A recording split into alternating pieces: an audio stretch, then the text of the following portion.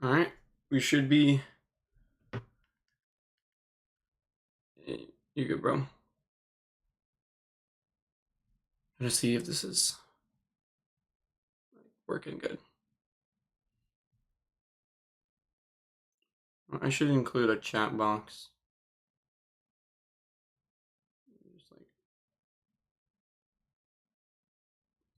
All right, we should be. Go. It echoed through my thing, so that means it's working. Yo, what's up, guys? What's up? Yeah, I'm just talking to people in mine.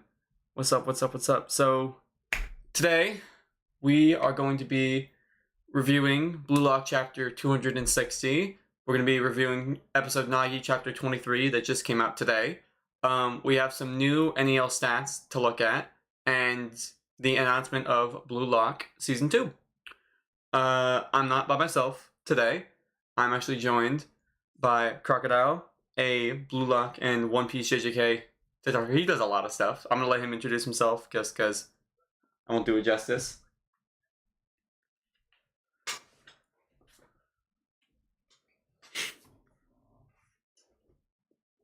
We'll throw some stuff in there maybe. Just kind of depends on what comes up. But, anything else you want to mention about yourself? Is there anything you think they should know?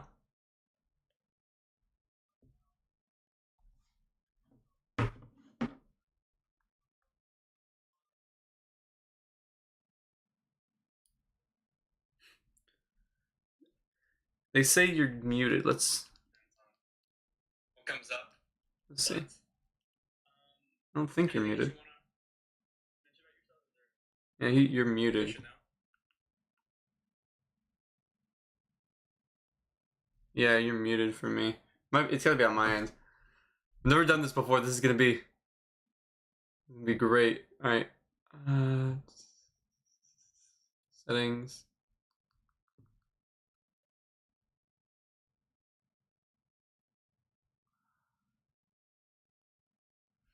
Here. Yeah, you're muted for me.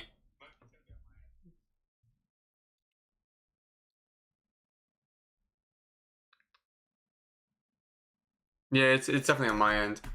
I've never done this before, so this is gonna be. I mean, it says it's going just like it says it's working. I just don't know how to fix it on the live.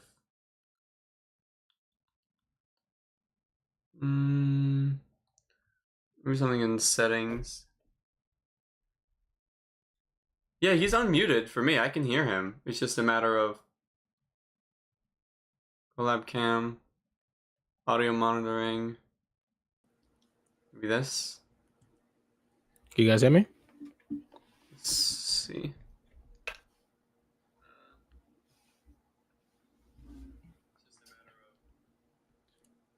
Wait, you speak real quick. Let me see if I can hear you on my Twitch stream.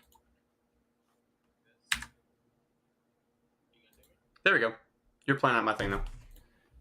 All right, 1 second. There we go. We fixed it. I think we fixed the problem. There we go. Yeah. So I can't hear you. I don't think I can hear you. Oh, well, that's not good. But yeah, let's see who's here. We got TDA, Minty, Sam. These guys are consistent as hell with joining these lives. I appreciate it very much. Coming on and taking the time to join these live streams because just trying to build them up on your way to get this stuff going. While you do that, let me just fix this real quick. Yeah, I got you.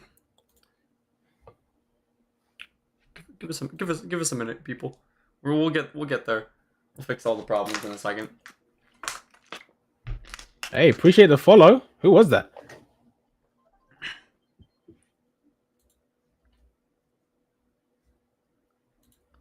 Hey, we got first 10 followers. That's good. Stream settings. I'm just fixing out the tweaks of this. We probably should have tested this a little bit. Well, I mean, you can't really test it unless putting it into like action. Yeah, this is my first one anyway. Yeah, I got you. Yeah, what's up? What's up? What's up? We're getting people joining in. Thank you guys for. No worry, we'll get you. We'll get you in on another one, Mikey. Get you in on another one. Because if I unmute my stream, 1 second.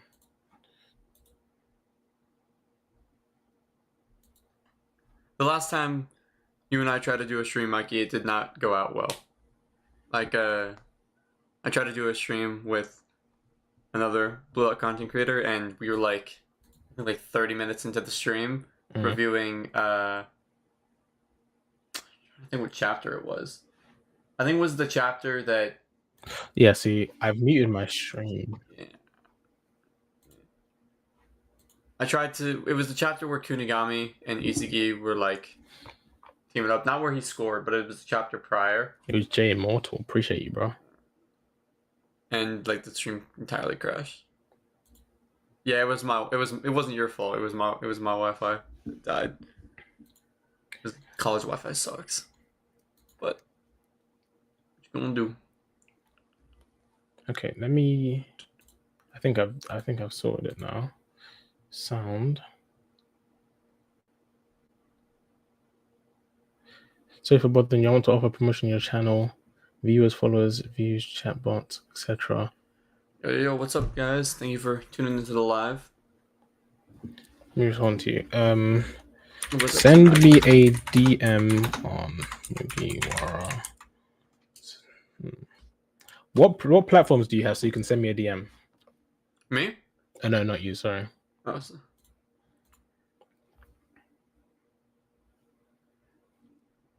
I'm just working this out now, guys. Just trying to get the tweaks out. Yeah. I mean, yeah, I'm gonna respond to some people in chat. Like, Minty, I know what you said about the leak. I mean, the leaks didn't come early. This is like the English translation. Like, I have the English translations for this. So, do you have the leaks? Leaks. Do you have the English translations? Yeah. You do? Okay. Leaks. I don't know if I need to do this. Leaks. Do you have the English translations? Yeah. You do? Okay. I don't know if I need to do this. All right, cool. I can hear myself. Yeah, I was playing it on my phone. I've worked out now. Okay. All right, awesome. No more echo. Finally get into this now. So, I think the thing we need to address first will definitely be the season 2 announcement. Just because I feel like season 2 is gonna be such a huge thing now that it's actually like coming out, like confirmed. Like I thought that season 2 was already confirmed for October like months ago, but now it's apparently blowing up that it wasn't. I guess I don't know, but what are your thoughts on this? What are your thoughts on season 2 coming out? I'm a little scared. I'm gonna be real. Scared? Because I read the manga first, and then I watched season 1, and I wasn't big on the animation and like the white backgrounds. It felt a little clunky. I feel like some of the best moments we got was like Bachida's dribbling, but even then it wasn't that crazy. Like if it took like a Kuroko no Basket approach, I would have preferred it more. But it feels a little stiff, and there's CGI here and there at times where it's kind of hard to watch. So whatever season 2 brings, because this is under 20s and this is what I need to see, I need them to fix this. I need there to no longer be the white backgrounds. The negative space doesn't work in the anime. Yeah, I get that. What I never got with the anime, or at least like why the animation in some instances was so terrible, is because the studio is the same one that the studio that animates BLUELOCK also animates Reincarnated as a Slime, and Slime has some of the best. Great animation. That's great animation. They have great sound effects, and I'm really thinking why couldn't we translate the same animation over? Because if they could do all this fighting animation and such, why couldn't they do normal football choreography. Yeah. And not use CGI. And the CGI, in my opinion, isn't bad in terms of like in what instances it's used at, because I feel like the 2D animation would look a little too fast. Yeah, it would be difficult as well for some moments. Like the manga is a lot better with the aerial views, because what we're gonna see in season 2, we see Rin, Sai, and Nagi all do like a triangle formation and they dribble past Sai, right? Mm-hmm. That's gonna be really hard to do without like having to use CGI, and because it's a monologue, it's gonna be a whole thing. It's gonna be on screen. And Sai's their battle, I feel like if they make it look like, for example, Aomine versus Kagami when they was both in the zone, the way that was fluid, that was like flow, and you see the legs, like if they manage to do it like that, I feel like it can work. I feel like at that point you wouldn't need CGI. Yeah, that would be. I need them also to play some kind of music like they did for Bachira's Awakening in the second selection. When that music came on, I love that. I can't remember, where did season 1 finish? Season 1 finished just after everyone from the second selection was revealed. So we got everyone who survives. We got Shido introduced. He announced that BLUELOCK is gonna have to face the U20 team. I think the chapter specifically was like 95 or 96. It's just before the third selection takes place. So like when the second season starts, we're gonna have them having like their meal, all of Team Z together. They're gonna have the reveal of like the top 6. They're probably gonna end it with Isagi picking a team, and like Hiyori, Nanase, and Isagi walking out to Shido and Rin. That's probably how they're gonna end it. At least the first episode. But another thing I'm really worried about is like Karasu, which personally I don't like Karasu that much, but his playstyle is really gonna need some good 2D animation, considering how technical he is with his ball keeping skills.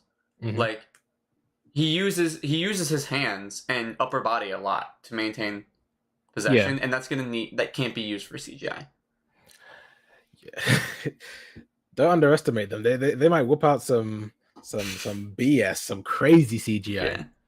I don't think they will, because of how much popularity BLUELOCK got in 2022. Like 2022, BLUELOCK was like the highest sold manga. Yeah.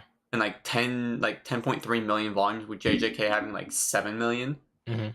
And with the World Cup happening, and then you have season 1, which even though the animation quality wasn't the best, people still loved it. Episode Nagi coming out, where I've seen a couple like shots, not actual like clips, but I've seen like standalone frames. The animation looks to be better in terms of like drawn. Yeah, the art. That seems to be better. And then it releasing in June, and then this announcement coming out. Episode Nagi side story is doing well for like the manga. Collaborations as well. I feel like they have a bigger budget now. There are 2 scenes that frighten me the most. What's that? For this whole thing. The first thing that frightens me the most is chapter 120. It's the same chapter, but there's 2 events in the chapter. First is Chigiri rushing past Aiku, right? That was like one of the first parts of the manga that was drawn as if it was an impact frame. And I really hope they do some kind of like intense impact frame for it. Yeah. Because with shows like One Piece, they get like Vincent Chassard, Ota, Zaylin Wang to do like one full sequence, like a full scene. I feel like if they get one really good animator to do the whole of chapter 120 as a shot, so you have Chigiri rushing past Aiku, sending it over to Rin, and then Rin takes his Travella shot. I feel like that could all be done really well with one really good animator. Like, and I feel like if they mess those up, that really is gonna ruin the whole thing. Because I understand. How many episodes do you think the under-20s game would be?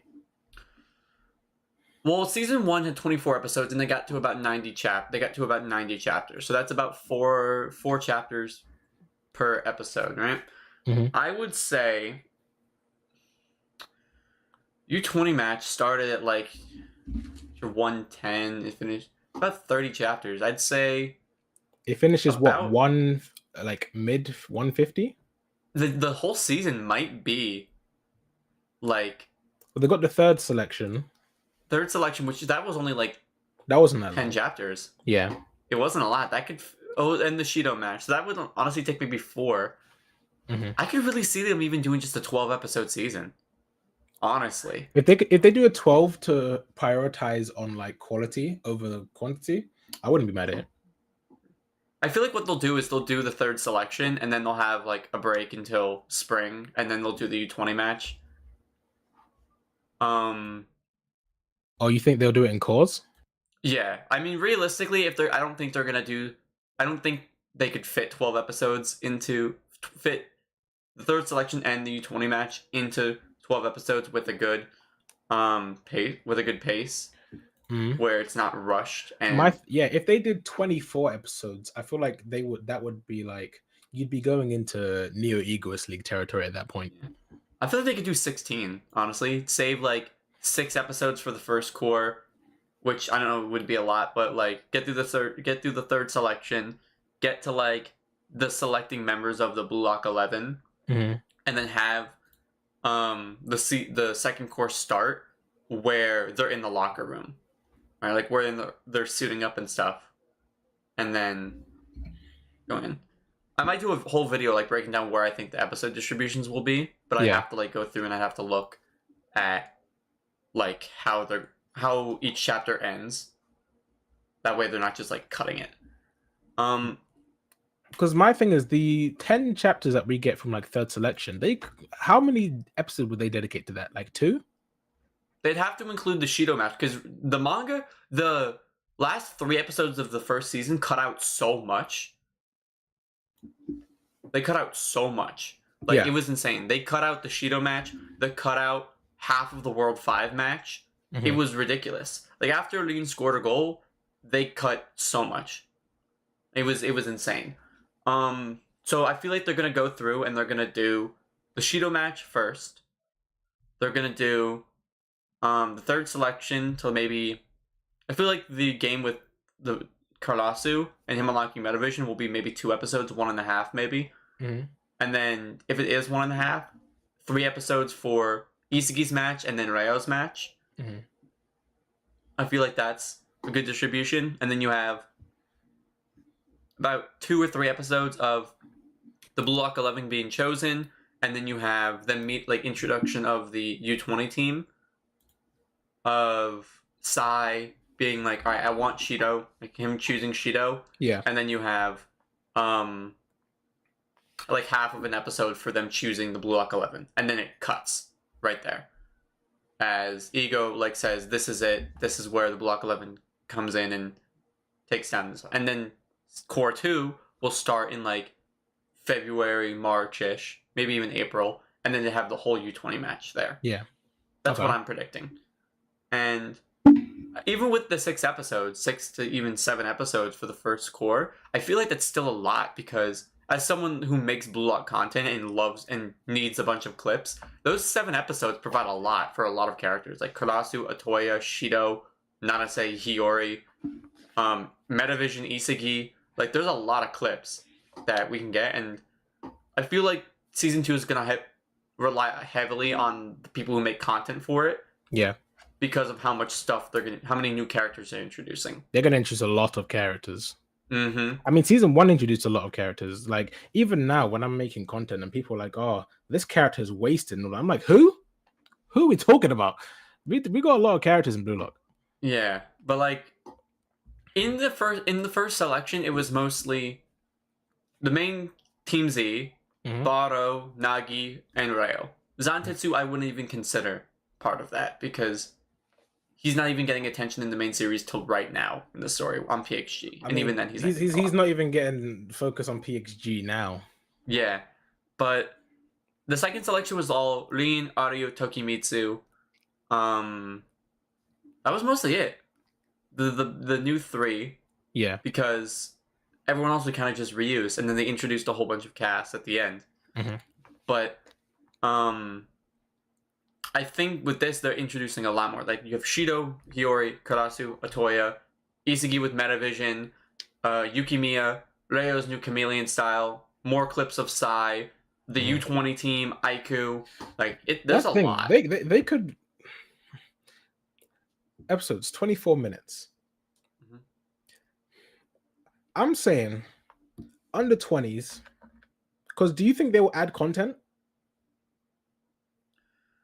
I don't see why they shouldn't. I feel like they're gonna I feel like they're gonna extend the. You don't think so? The Lean and Sai thing a little bit. I think they're gonna extend. I think they're gonna add some extra content with Lean and Sai. Would that the backstory? No, like the actual like of them playing against each other, like their matchup, their final matchup. I think they're gonna add. I think they could do both. I think they could do both. If we like see more of their backstory, probably like more of that connection, so that when Sai comes back and like he's this different person, it kind of like that break in the bond is a bit stronger. Yeah.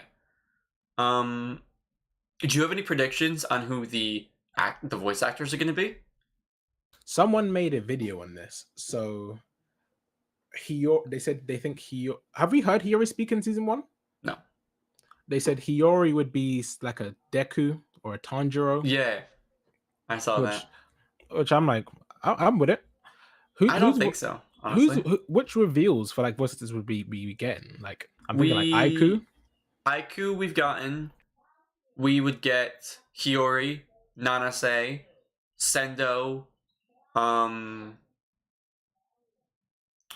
Who else would we get? We haven't gotten before. I think that's mostly it. Cause we heard Yuki, we heard Otoya, we heard Karasu, we heard Shido. I think it's literally just them of like the core players that I can really think of. So yeah, in terms of Hiyori, I don't think Justin Briner fits. I feel like he's too. The term isn't raspy, but I feel like his voice isn't too soft. I feel like his voice isn't soft enough. Someone in chat said, "What if they make the Florin versus Sai sequence with no OSTs, just pure silence and them playing?" Nah, I would love if they had some kind of music. But like, what OST would you put behind it? With like maybe a new one, or for let's say if you just had the pre-established ones that were in season 1. I don't think any of those OSTs will do it for me. No, I feel like you're gonna need. I feel like we're gonna get introduced to a Sai OST at the beginning of the match where he scores his first goal. That's definitely going to happen. But I think we have readings already. I think if we find a way to like merge the two different styles of the OSTs, I feel like that would be perfect. It could be like a Kakashi Obito type, where it starts off silence and then like a somewhat sad OST kind of like it comes in. Do you think we're getting any intense sound effects like in Reincarnated as a Slime, how they do their sound effects? The studio's the same. Do you think we're going to get any intense sound effects? No, not at all. Really? Damn, that's disappointing. I really wish they added like they had some kind of sound effects. Like we had like Aryu's like whip for him kicking. Yeah. Is BLUELOCK like a passion project for them? Like, do they love this series? I don't think so. I mean, I don't know. I think it's like just like a scheduled like it's happening, animated. It's not like Mob Psycho where or like like a One Punch Man season 1. Yeah, it's just kind of like they're doing it as kind of as they need to. I want to. Have you seen the One Piece dub? Like, have you heard One Piece dub before? I'm not a big fan of it. I don't like majority of the Straw Hats. Have you heard Shanks? No. You haven't heard Shanks' dub? Mm-mm. Okay. I want you to pull up Shanks' dub right now for yourself. I think Shanks' dub would be perfect for Aiku. Shanks One Piece dub. I think Shanks' dub would be perfect for Aiku. Would Shanks' One Piece dub fit Aiku, chat? I'll ask my chat. Do you think that Shanks' dub voice actor, I think it's Brandon Potter, I believe his name is, would be a good voice for Aiku? What do you think? I personally think so. Yeah, I can see it. 100%. 100% I can see that. I think it would fit really well That would be cool. for IQ. What am I streaming? We're talking Blue Lock at the moment. Yeah. Trying to think. For someone like, we've heard Yuki, but we didn't hear much of him for me to be able to place who the voice actor is. Who would do you think Justin Briner would be a good Hiyori? Because I don't personally think so. Who is Justin Briner? Deku, Luck. Yeah. I can see that working. I don't think so. I feel like his voice isn't soft enough for Hiyori. Like Hiyori seems like a very soft spoken character. I feel like he can make his voice soft spoken. I've heard Deku be soft spoken. Yeah, but it's still like it's still his natural voice. Like him, Luck, and Ayana Koji, they're all kind of in the same vocal range of like the same. They're essentially the same character in their speaking voice, which it makes sense. He's the voice actor, but I feel like he needs a more very soft spoken, calm, because that's what Hiyori was literally labeled as by Isagi. He's a very calm, precise technician. Sorry. He's very tactical. And I feel like Justin Briner's voice is a little too ambitious, considering Hiyori himself isn't really the biggest fan of soccer until this point. You know what I mean? Okay. What about a Tanjiro? Is that the same VA? No, Tanjiro. What about Tanjiro? I feel like Tanjiro's character, all of his people who he voices are still also in the kind of like very high energy range. What about human Ken Kaneki? I could see it. I could see. Quite soft spoken, like in the beginning. He was very soft spoken, but I also feel like honestly, this might be weird. I feel like even just a female voice actor wouldn't be the worst thing to do. Like this is for dub, right? Yeah. Trying to think. Oh, someone said Kuroko's. Oh, what does Kuroko's dub sound like? 1 second. Yeah, I'm gonna pull up his actor. Kuroko dub actor. Who is his dub Who actor? do you guys think would be best for as a voice actor for Isagi and for Hiyori? Sorry. He voices Murata in Demon Slayer, like the one Demon Slayer who doesn't really know what he's doing. Who? Murata. He's like the one that Tanjiro met up with. He's like really bad at water bending. Or water breathing, sorry. He doesn't have a lot of iconic roles aside from Kuroko. Oh, Getten from My Hero, that's something, but he doesn't have a lot of roles. Huh. Honestly, I could see it. Because Kuroko gets, like, his voice actor can get that energy. But his voice can also be very soft-spoken, but also very high energy. Do you think we're going to get a Kaiser voice? Like, we're going to get a Kaiser voice line?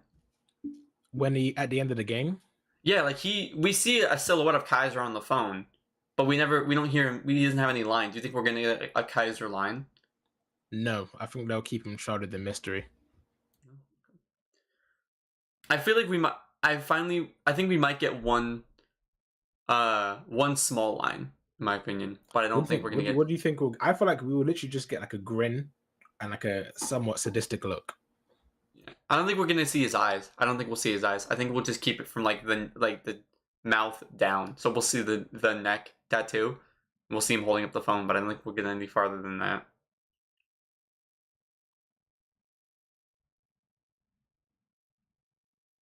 I think you're muted.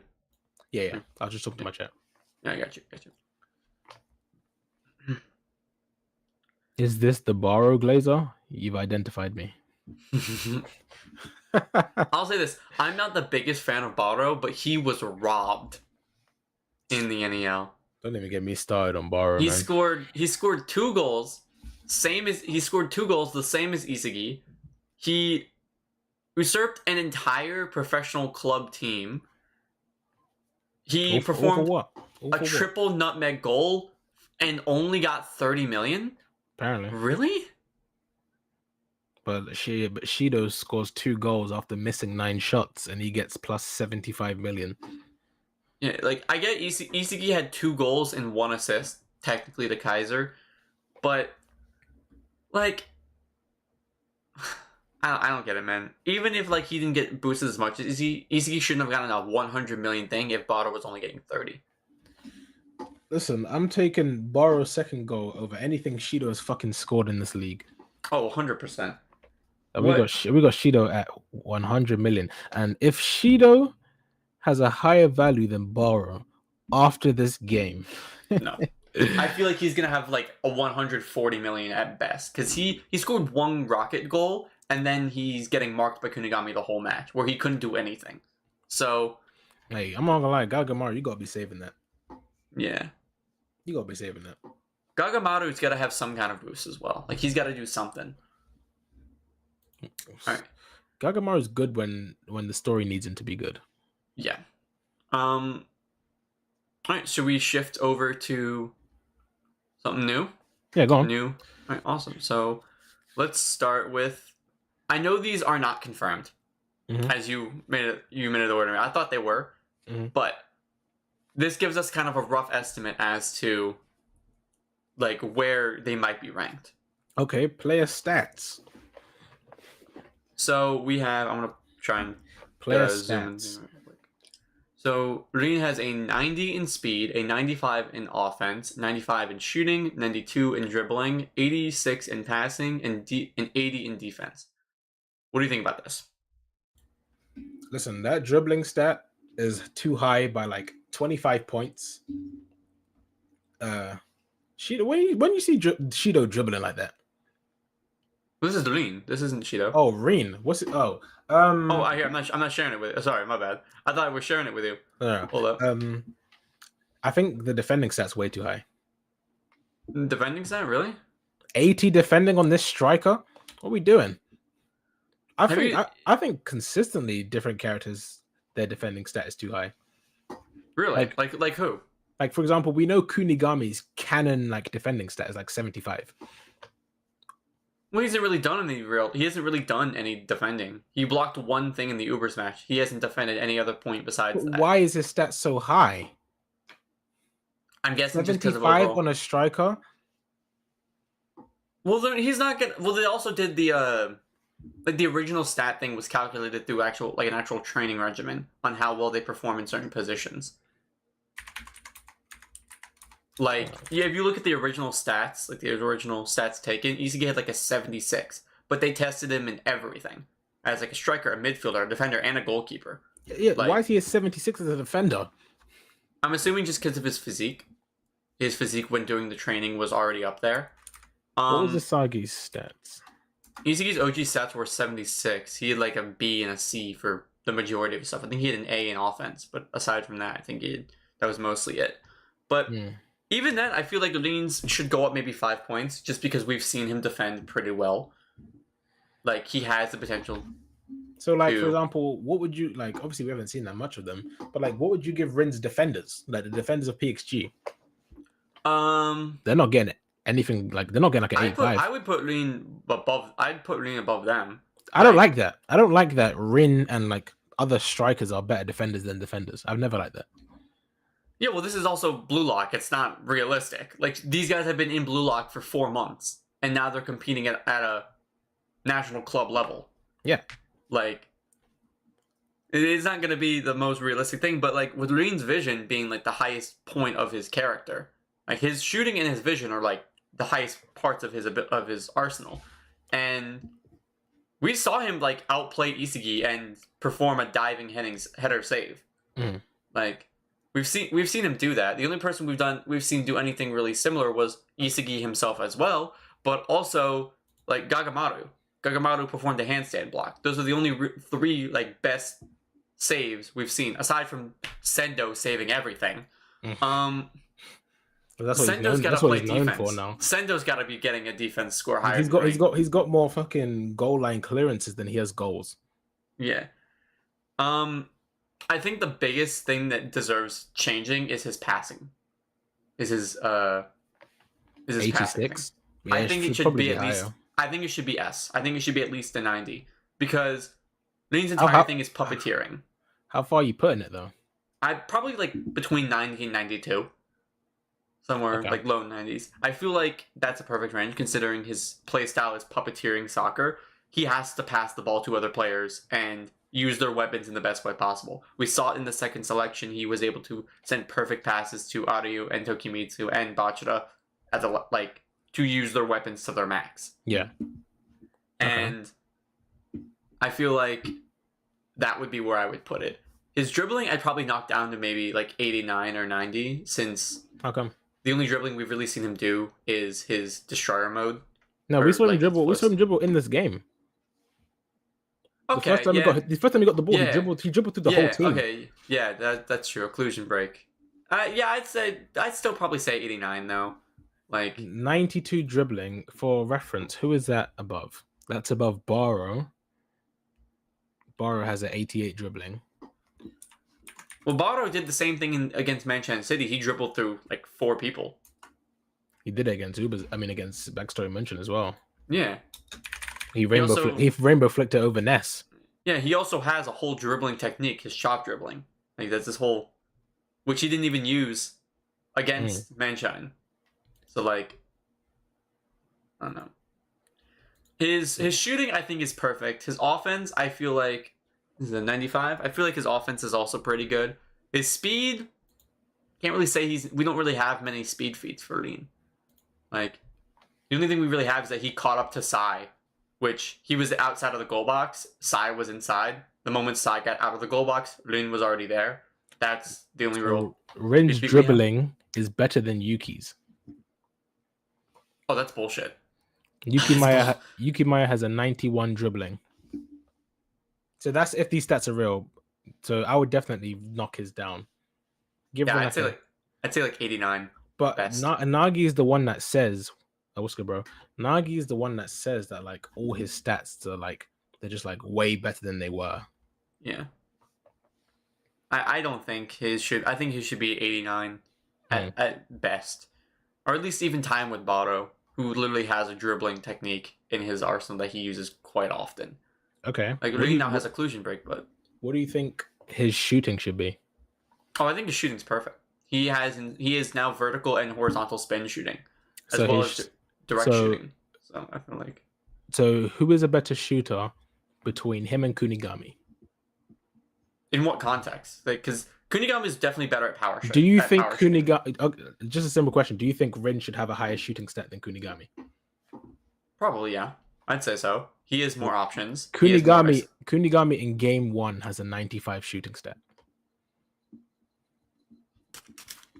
Yeah. So I'm all for Kunigami getting the support. only person with higher than that is Burū with 96. So Kunigami in game 1 has 95.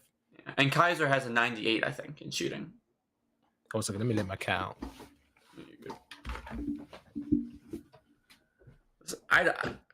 For people in chat, Yuki is so underutilized. He needs to do some kind of dribbling feat, or else they're gonna Ajax is gonna rescind their offer. Like, who's gonna rescind an offer? I literally said Yuki needs to start doing some kind of dribbling feat, or Ajax is gonna rescind their offer to fix his eyes. Like, he ain't fixing shit. He's cooked. I'm looking at the chat a little bit. I'm kind of going off of Bachira. I think Lin is definitely better at shooting. To answer the question, I think Lin is better at shooting because he has more options with his spin shooting, and he can also direct shoot. But I feel like Kunigami has more power. Is that the only thing he has over him? Well, he can shoot with his left, but I think Lin still shot with his left foot in the first match, and he shot, and he was very close. By the way, for context, on this graphic of dribbling, obviously we know it's not the correct ones, but for context, Rin's dribbling is closer to Bachira's than it is to Burū's.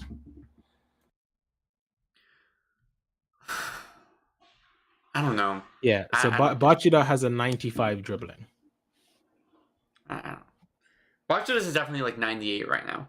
Like he's definitely up there.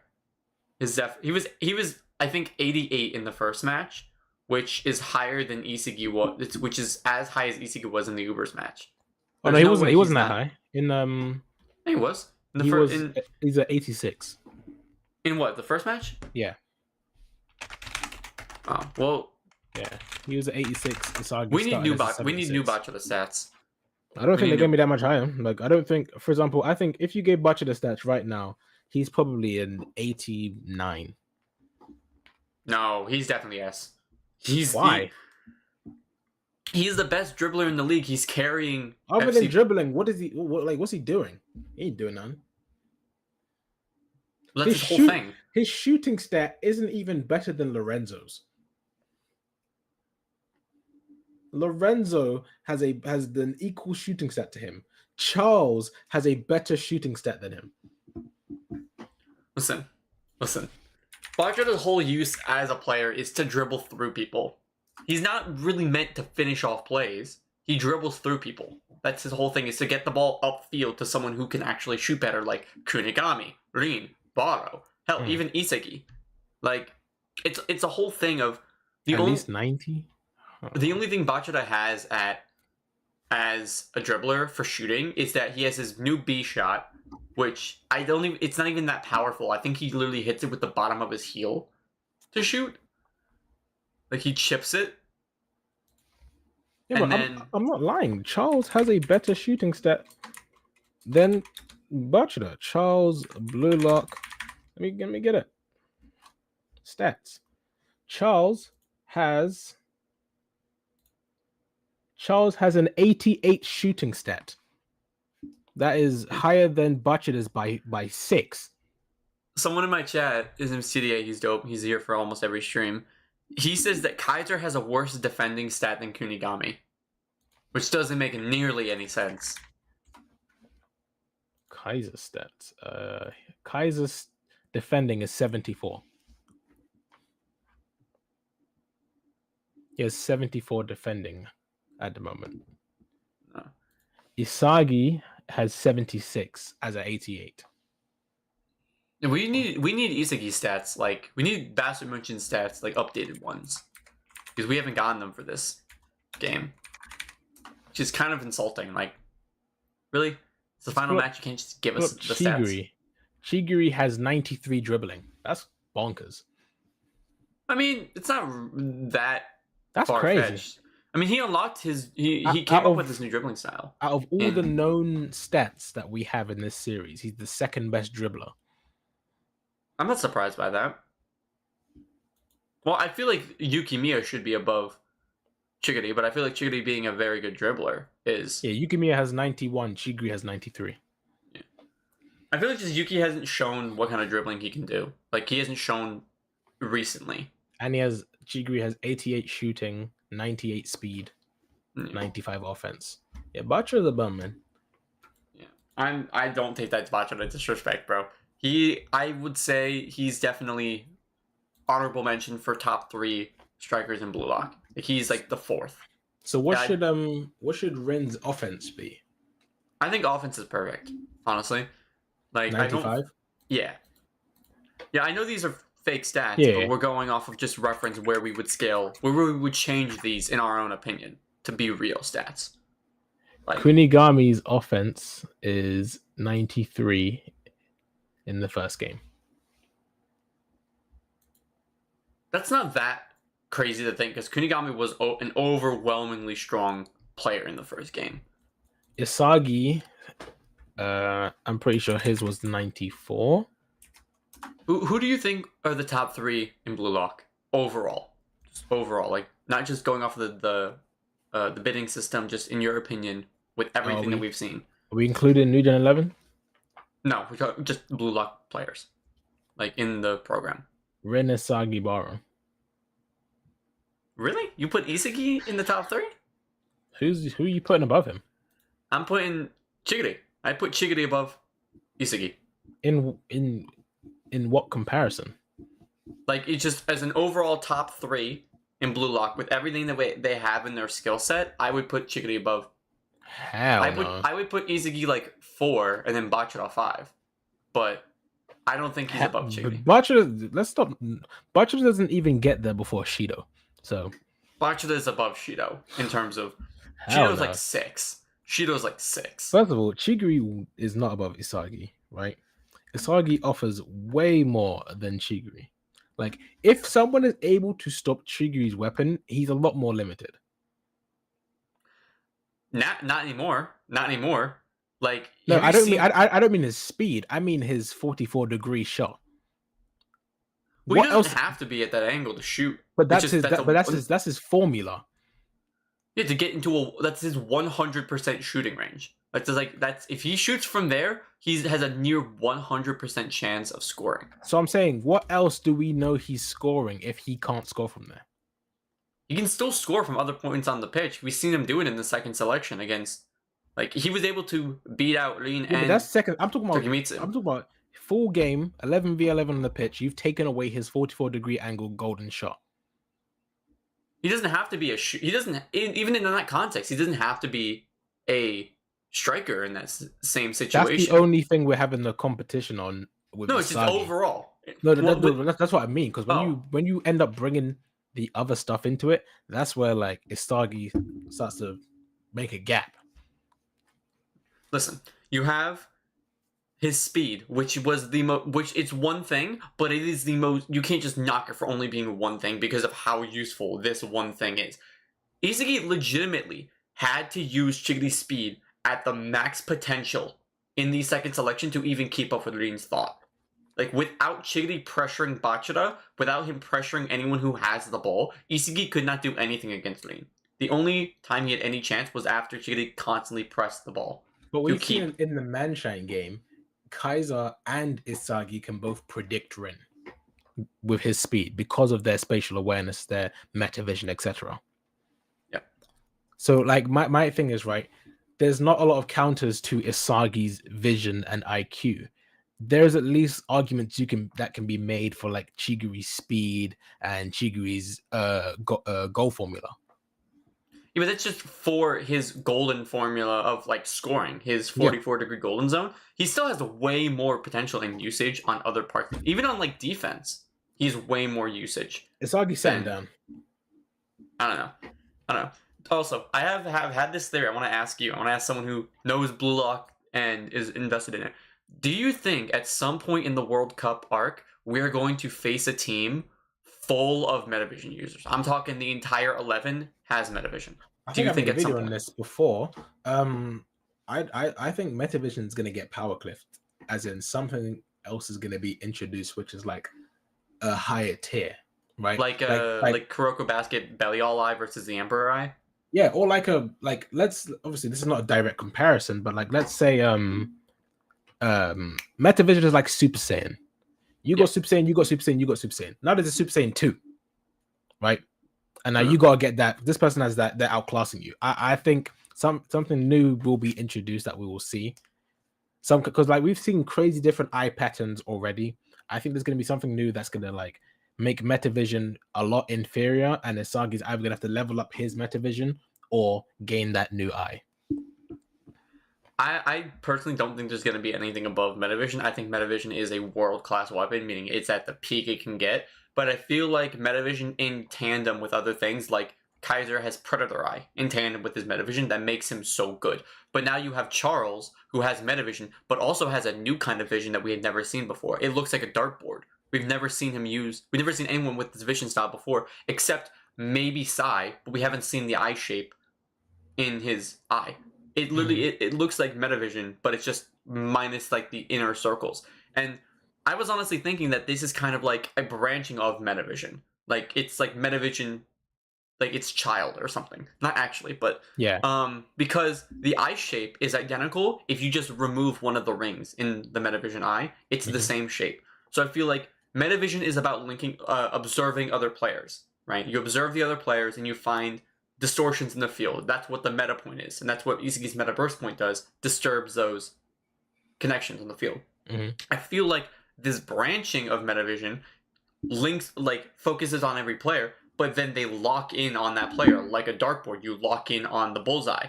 they become the target, and that's how you can send the perfect pass. It's like Metavision is a off-the-ball movement technique.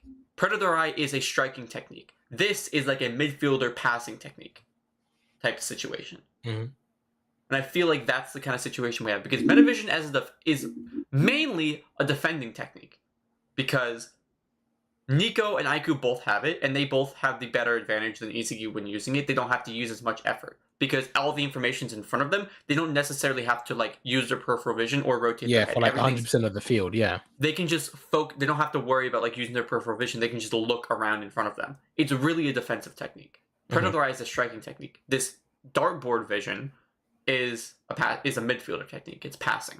That's what I think. Because I know there's a eye pattern that we've only seen from Karasu and Loki. Because also that also looks like Metavision if you just take out like the lines linking in. It could be like an analysis kind of vision. Like you break down, like you observe everyone, but then you break down the characters. Like Metavision, you break down and then you can link up with other players. The dartboard vision is just linking up with other players. The Karasu and Loki vision is just about like observing the other players. Does that make sense? Yeah. And I feel like that's also good for Lorenzo, considering his entire thing is like finding the other players to mark. That's what his eating style is. Like he finds the most dangerous player and marks them aggressively. So that's why I think there might be 4 different kinds of visions. The one that Loki and Karasu have, Metavision, Predator Eye, and this dartboard vision. So I feel like that'd be kind of cool to see. Okay, what do you think Rin's speed stat should be? I don't think we have a lot of feats to say whether or not Rin's speed here is really good. Like we don't have a lot of speed feats for him. Okay, if I named a character, does your instincts tell you that Rin is faster or slower? Try it. Here, hit me with him. Isagi. I would say he's faster. But Rin just has always had the physical specs above Isagi. Burū.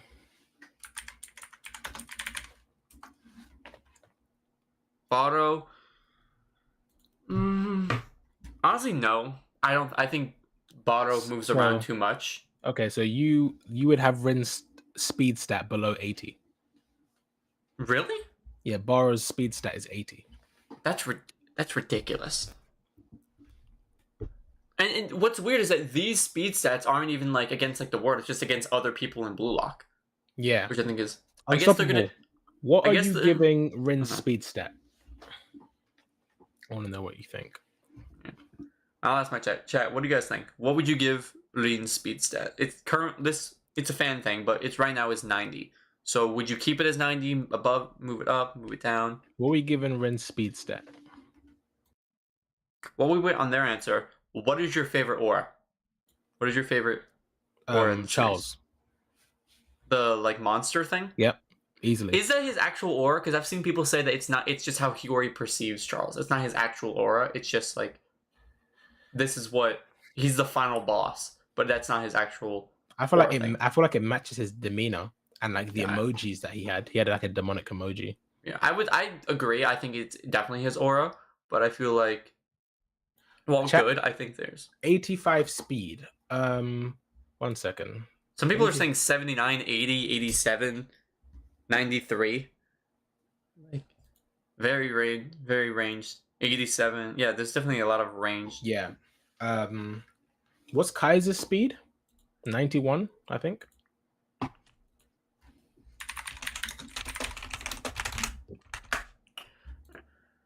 We should probably switch over to Shido because we still got the 2 chapters plus the other ones to cover. Yeah. So let's look at this one. So here are Shido. They're fake, but these are the ones I feel like are very. Okay, we're gonna move on to Kaiser. We're gonna move on to Shido. Yeah, I don't agree with these ones, in my opinion. Oh yeah, Shido's fake stats were crazy. Oh yeah, here let me share it with you again. Rin's speed is anywhere from 89 to 91. Okay, I can see that. I'm not mad at it. Can you see them? Yeah. So it looks like Shido has. Let's start from the top and go right. So start from the speed. He has What do you 86 guys in think? speed, 86 77 speed. 77 defense, 85 passing, 84 dribbling, 92 shooting, and 90 offense. Is Shido that fast? I'm pretty sure he's like Yep. stated to be pretty quick. He's one. I would argue he's one of the faster characters in the series. Are you saying would you say that Shido is faster than Rin? Yeah, I would say so. Because Rin's all about like planning, thinking, and setting up. Shido's just like, boom, I'm going. So I should would have say like 92 speed. I would say maybe even you could say they're rivaling, but in terms of a situation, Shido would definitely be the faster one, just given how quickly he acts upon decisions. 92 speed, eh? 92 speed, I would say, is definitely good. Like, he's not necessarily as fast as someone like Corona. What are Corona stats? I don't even remember what Corona stats are. I'm pretty sure Corona has a 91 speed. Corona has a 90 in speed. Oh, 90. that was in Manshine. That was in Manshine. So that's not... Oh, here we go. Here's his... He has a...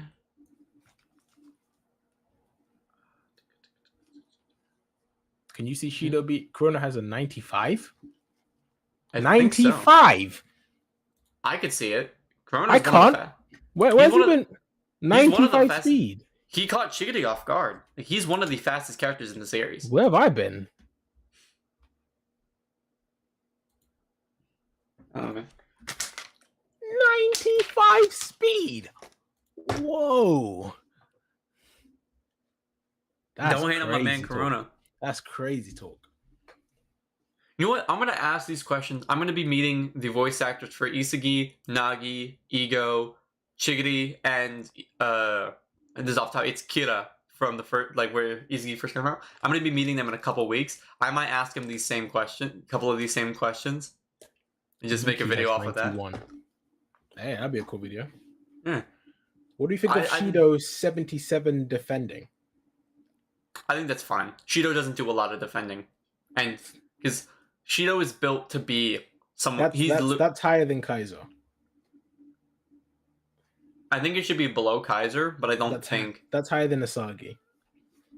I think it needs to be below both of them. I feel like he needs to be low because Shido is literally his player archetype is a goal poacher. He finishes off plays. He doesn't really do defending. He's a fully focused forward player. Mind you, Barrow's defending is a C.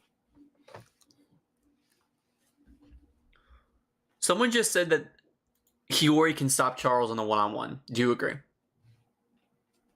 No. I wouldn't say so. No.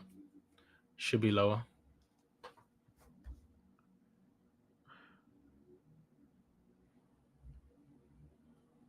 I don't think Hiyori's stopping Charles one-on-one. But I don't think Charles is stopping Hiyori one-on-one either. No. I don't think they're stopping Charles would. I can't see that at all. Lorenzo wasn't stopping him 1v1. Oh, that was bullshit. Doesn't matter. That's what we have. That was bullshit. That's what we have. That shouldn't have happened. That should not have happened.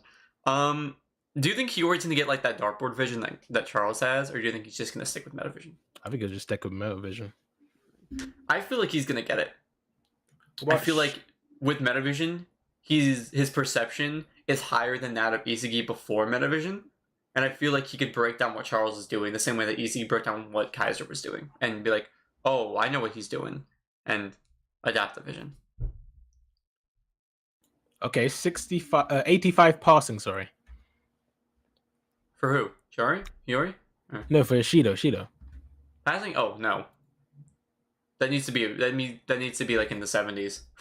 Mind you, Barrow's passing stat is 61. No, he needs to be around that same level. Barrow's actually passing now. Like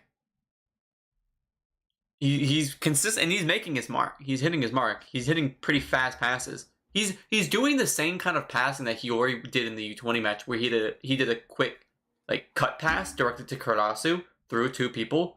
He's essentially doing that. And I don't know.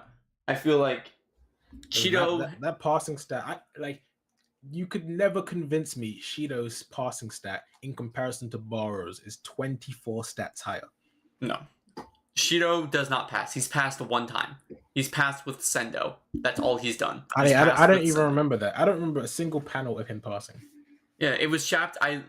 I've read them. I had to read through the manga like 6 full times for each video I've had to make. I've done a video counting the amount of goals that have been actually scored in the series. Mm-hmm. So I had to go through the whole chapter, read each panel, make sure, all right, there's no goal here, there's no goal here, there's no goal here. Chapter 126, I believe, is the chapter that this happens, because it's where Shido comes onto the pitch, and now Sendo is acting as the second striker to Shido, the same way that Isagi was to Rin. And they do like a back and forth kind of 1-2 pass kind of thing. But that's the only time we've ever seen him pass. We've never seen him pass before then. Okay, what about dribbling? Dribbling, also no. Shido does not dribble. I think it should be also like a B tier. He doesn't dribble. B? I thought that's a little generous. Well, B is like 70. And I'm thinking like 70 is fine. Like, he is all about off the ball movements, getting the ball, and then immediately firing it towards. What is Kunigami's dribbling stat? Kuni should be higher than this. He's actually dribbled before. Kunigami has a 71 dribbling stat. That is bullshit. That's how I think this is the way we know that this is fake. Because there's no way. The only 2 stats, I would change all of these stats. His offense and his shooting definitely need to be. His shooting probably could go up by 1 point. His offense definitely needs to go up by like 5. Like, Shido definitely needs. Oh, your camera gone. Oh, there we go.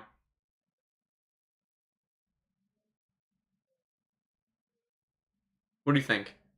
Do you think that...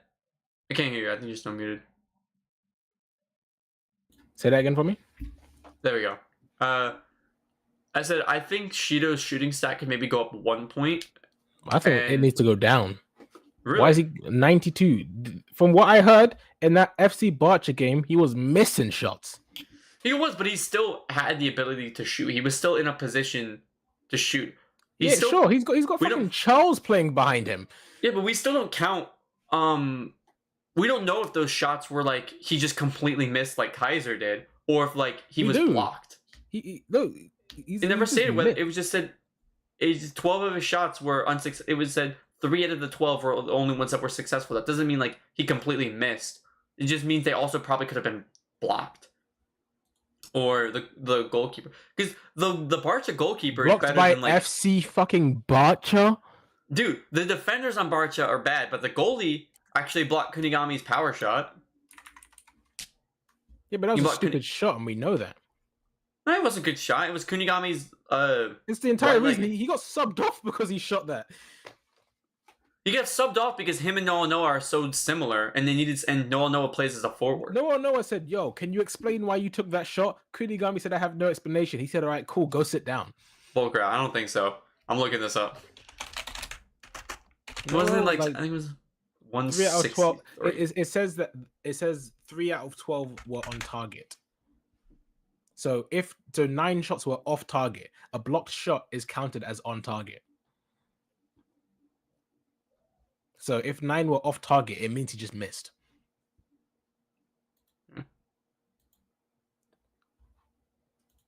No, he literally just said that his goal was to surpass it said, I'm sure you understand this, but to fight on this team, 1, be the new option of attack in the centralized with Kaiser, or 2, show that your ability surpass Kaiser. Those are your only 2 options, and you failed at both of them. Can you refute that? Kunigami says, no, I fucking can't. Then he says, a calm and nice response. Now go sit down. It's just because he couldn't score. Not that he took the shot. It's just that he wasn't able to score in that situation. Chapter 169. Yeah. It's chapter 163 that they're subbed out. That they're both subbed out. What happened 169? Then the game finished. Yeah, that's the end of the game. What happened 169 on softball? What are you talking about? Okay, what do you think about his... So you think his shooting stat should be 93? Yeah, 1 point up just because of how... The amount of spaces that he can shoot from in the goal box is insane. the only reason that he's probably shooting more and being less accurate is because he's still getting accustomed to Charles. Like their first link up in But why would game, accuracy not be factored into his stat? It would be, but we're still considering the fact that he's still able to shoot from virtually any position. And again, he's still trying to get used to linking up with Charles. Like it's still a matter of he's still getting accustomed to it because getting used to Charles, isn't that like his third game? No, because Rin played all of Manshine. No, he didn't. Yeah, Rin was the only one who scored the goals. That doesn't mean he played all of Manshine. That just means Shido didn't score. We have no proof that Shido was even on the pitch during the Manshine game. Do you think that means you believe the game was only 15 minutes because they swap every 15 minutes? That's how the game works. So in Shido's 15 minutes, he didn't score. Or the game finished in 15 minutes. Fair point. I don't know. If you think Manshine got dunked on in 15 minutes, we got to start some conversations. I mean, Nagi and Ryo ain't doing nothing. And he got an extra 5 million value, so he played. He just didn't do shit. Okay. All right, I can see your point. I think his shooting stat, for example, I'm giving his shooting stat like a 89, maybe 88, right? If Chiguri has an 88, I'm not mad at Shido being an 88, 89. Okay. I can see that. What do you think about his offense? I think it should be higher. Higher? How much higher? I say 5 points. I might be being drastic, but Shido is a full... I don't think it's that drastic, but I think it should be above Kunigami's, and Kunigami's is a 93. Yeah. I would say Shido is a full forced forward player. His entire arsenal is about getting the ball and then immediately shooting. His entire point being on the pitch is to finish off a play. He has no other use besides that. So if his highest score isn't offense, I don't really see the point of this. The stats don't make sense. 100%. Like, because he doesn't dribble, he doesn't pass, he doesn't defend. He doesn't do shit. He just waits for the ball. The best thing he has his speed and he has his shooting. But those contribute very well into offense, and I feel like both of those combined would put his offense above both of those stats. That's just me. Okay, so offense, I think it should be like a 94. Because, for example, Uber's game Isagi has a 94 offense. Does Shido have better offense? Sorry. One second. Hold on. Go on. I got it. Shido? Okay. Yeah, I've seen Shido get locked up by Kunigami in real time. Again? Do you think Shido has better offense than Uber's game Isagi? No. Wait, yes. Shido has better reflex. Yes. No, offense. Oh, offense. Sorry. I was reading reflexes. Offense. I'd say they're about tied. So realistically. Yeah, so Isagi has a 94 offense in the Uber's game. Okay, then yeah. I see. I could see 94, honestly. I'm not gonna lie. I think these new stats for Isagi, whenever we get them, I think his offense is gonna be like a 97 or a 98. I can see it, bro. Wouldn't she just shooting be low? Because we read that. Okay, so I think the stats for dribbling and passing are way too high. Offense could be higher. Shooting for me is a bit high. Speed is too low. All right, let's switch you over to Karasu's now. Karasu. I'm gonna make this point. I hate Karasu. I think he is the most useless player in the series, aside from Matoya. Aside from Matoya, he is so bad. How? What has he done? Legitimately. Go back to Shido. All right. We didn't talk about it. What do we think the overall should be? Oh, we never talked about the overalls. Yeah, hold on. Let me put this back. Yeah, useless is crazy though. No, what do you think his overall should be? Say 91. Lock him down. 91. So he's worse than game 1 Nagi? Well, Nagi was severely overrated in that Manshine game. He was overrated. He shot up to 88 million. That's the crazy goal. I mean, Nagi at the start of the game, his overall was 92.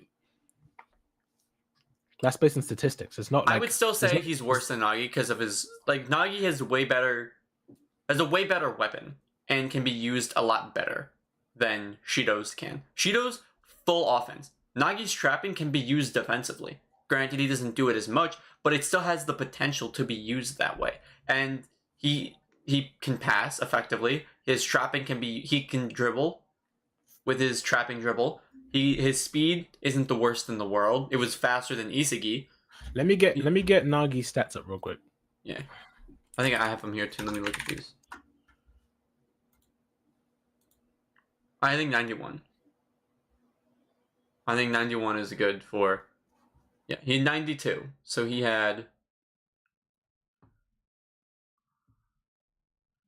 Like he had 82 in speed, 91 offense, 92 shooting, 86 dribbling, 85 passing, and 75 defense. We're already docking Shido's defense, passing, and dribbling by a hell ton. We're buffing his speed a little bit. We're buffing his offense Nagi's by 5 not points. as fast as I thought he was. 92 is kind of fair. I can't see Shido as a 92. Yeah, but we have... Yeah, but remember, we also have Shido getting docked in defense, passing, and dribbling by a lot. Yeah, and he's getting locked up by Kunigami in real time. I'm not giving that man 92. Never. That's why I'm saying he's about a 91. Are you guys telling me, right? Do you guys think that Kunigami would be locking up Burū? Yeah. Yeah. Yeah. Bro turned his camera off. Oh my god. Are you alive, bro? Let's see. Oh, are you? Oh, it keeps turning off, I think. Yeah, your camera keeps shutting off randomly. Burū is not getting locked up by fucking Kunigami. What are we talking about right now? Yeah, he is. Yeah, he is. Yes, he is. Kunigami, even pre-wildcard, had a better physique than Burū. Shido was much faster than Burū. Kunigami could keep up with Shido and also outmuscles Burū. There's no way in hell.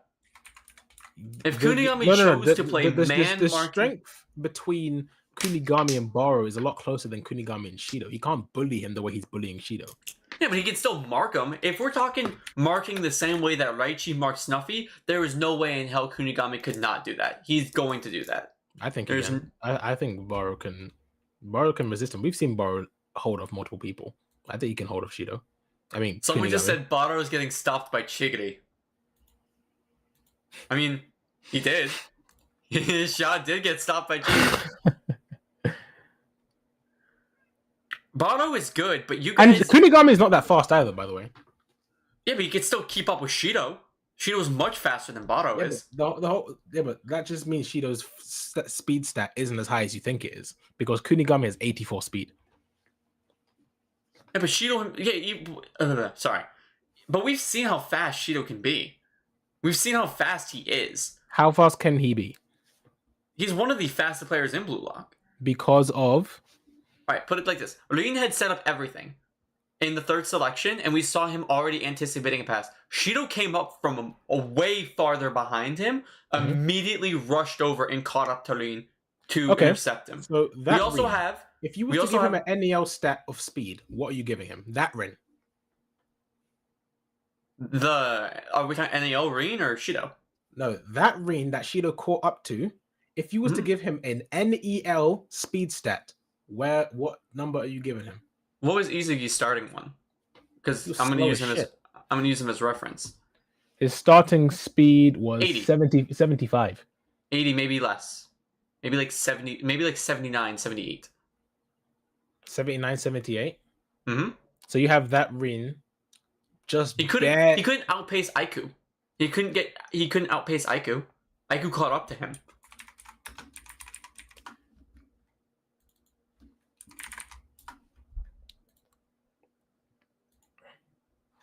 So, so you have that Rin just barely slower than current Burū. So that Rin is... So that makes my point even more. No, I'm asking you, are you saying that? Yeah. Rin was still Rin is faster than Burū. Rin is faster than Burū. I'm saying current Burū and that Rin from all the way back then. Burū isn't that fast. So yes. When I asked you earlier when we was doing Rin stats, do you think he's faster than Burū? You said no. And then when I Man, said, so you think Rin stats are lower, his okay. speed is lower than 80, you was like, no way. Rin is faster than Burū. I'm going to make this point right now. I don't remember what I said. I got shit memory. I'm going to push the agenda. Burū ain't that. Burū is a good player. He is definitely top 3 in BLUELOCK, but no way in hell he's not getting boxed up by Kunigami.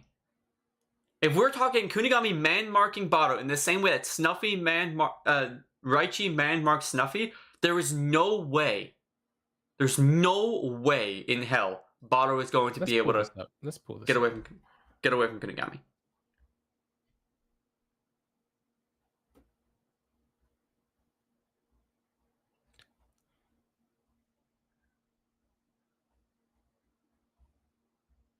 Because when we're talking, also look at speed. With Shido was able to immediately go from Ryo's side of the field all the way over to Kunigami on almost an instant. When they first faced off against each other, they already assumed that. Right now, I am watching Kunigami and Shido physically battle, and Kunigami is just about getting the best of him. In what chapter? 255. Like, they are going tit for tat in physicals.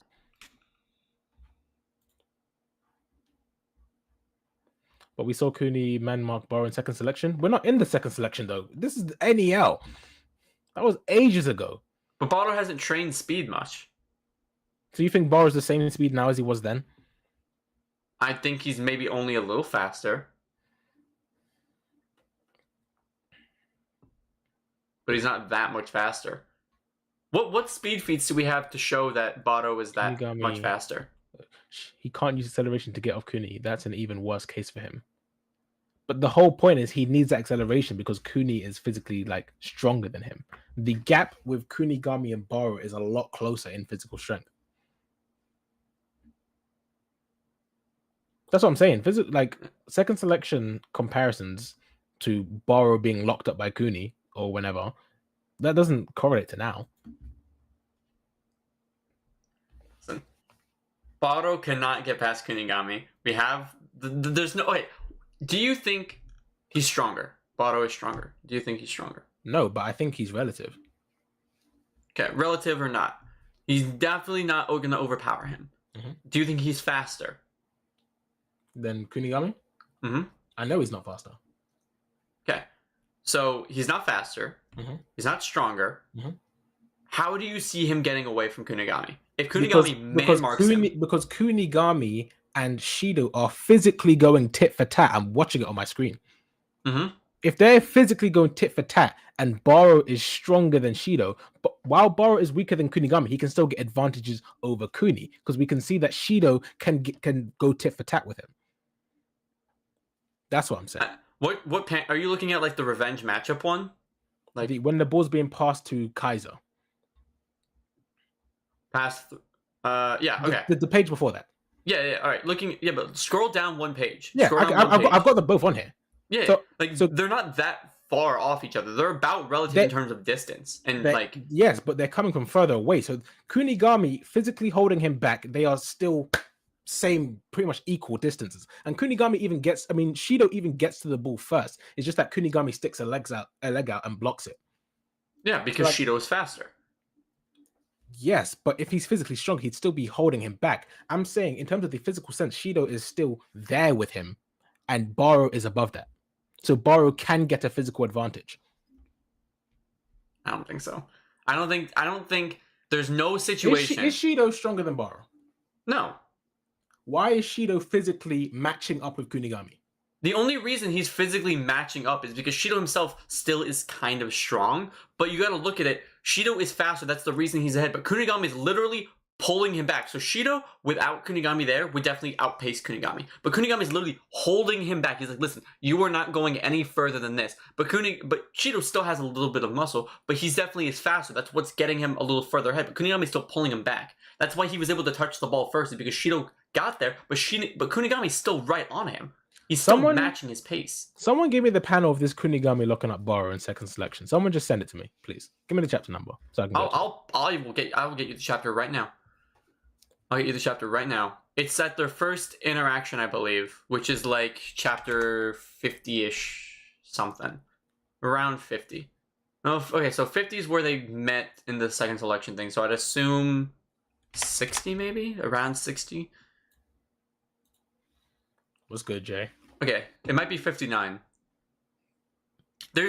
So what is your argument for Burū? Because there's nothing that Burū has over Kunigami that Kunigami doesn't. Because I'm saying he doesn't need to be over him, because we see that with Shido. Shido isn't over Kunigami or even equal to Kunigami in strength, but he can still physically match him in certain instances.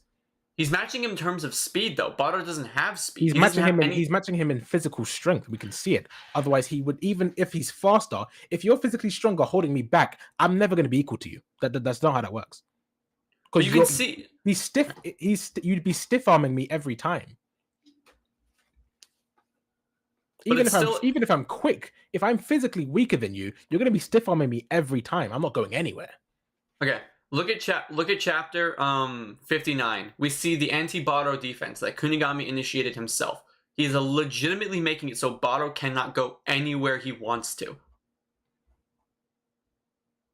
Like, and you consider it. You could even say, "Oh, Kunigami's struggling," but he's not. Like, he's only, like, you can see one panel on, I don't know what page it is, like 3 or something. On page 3 or 4. Burū comes in and pressure Kunigami, and Kunigami would look like he's like not able to do it. But you scroll down a couple pages, and then Kunigami just looks completely fine. He just doesn't care. He's just like pulling it back. And then on that same page, Kunigami outmuscles Burū and keeps him out of the distance. Burū can't go anywhere that he wants to. And if we're including the wild card improvements to Kunigami and the training at the NEL, there's no way Burū has done anything that Kunigami hasn't surpassed him in terms of physical ability. In terms of tactical ability, that's completely different. But anything physical based, anything relying on the physique of these two players, or anything relative to their physical attributes, there's nothing Burū has that can surpass Kunigami. Kunigami is the king of physique in BLUELOCK. There's no person in BLUELOCK that can surpass him in terms of physique. Shido might be a little bit faster, but there's nothing that Burū can use that would get him through Kunigami. Especially if we're talking an off the ball situation. If Burū has the ball and he's doing his chop dribble, that might be a little more difficult for Kunigami. But if we're strictly talking off the ball movements, if you take away the chop dribble and he's just fainting like that, why can Kunigami not bite at that? Say again? You know when you juke someone and you do a normal feint. Mm-hmm. If he does those same movements that he would for a chop dribble, but as a feint, does Kunigami bite? I think he might, but I don't think it's something that's going to be heavily affected to him because of the, again, physical abilities. Kunigami can what I'm catch saying up. is, right, when Burū does the chop dribble on Kunigami, he blitzes Kunigami. Kunigami never catches up to him. Chapter 66. Yeah, but you're also looking at, again, pre-wildcard where he had no idea he could do this. Yeah, you're looking at it. You guys brought this up first. I brought this up and saying it like, even prior, Kunigami could still withstand Burū. But this is also... Until he feints him. So he feints him, and then Kunigami never catches up. Yeah, but we're going off of a strictly, like, physique battle here. There's nothing that Burū can do. If we're talking, like, are we talking... with the ball or without the ball? Because I'm going off the ball. I'm saying even off the ball, the same chop dribbles he's doing, why can't he feint like that off the ball? Because Kunigami wasn't expecting it to happen. He didn't know that that's the point of a feint. Yeah, but here's the thing. He now knows that Burū can do that. Before, he had no idea Burū had even had that capability in his arsenal. That's what I'm saying. Everybody in the league knows that Isagi is amazing off the ball and can feint. That doesn't mean they can stop him because they know that he can do it. He does it every single time. Yeah, but here's the deal. Now with the twin gun volley that Isagi can do, he can definitely fake people out more. That's what the whole chapter afterwards was about. It doesn't matter if he can fake them out more or not. There was never stopping him in the first place. Like, all right. Burū did not have the chop dribble. As far as Kunigami aware, Burū could not do that. But now he is aware that Burū can do that, meaning he is more aware this could be a feint. And even if he does feint and get past him a little bit, he can still catch up to him. The reason he didn't in the second selection is because he was saying, Leo, come press Burū, because he got past him, which if Leo came to press, would give Kunigami time to try and get back. But they weren't expecting the feint. Because when you go up against Reo again, that feint is not something that Reo would be able to handle. Kunigami can handle that now. He has the physique, he has the ability to handle that now.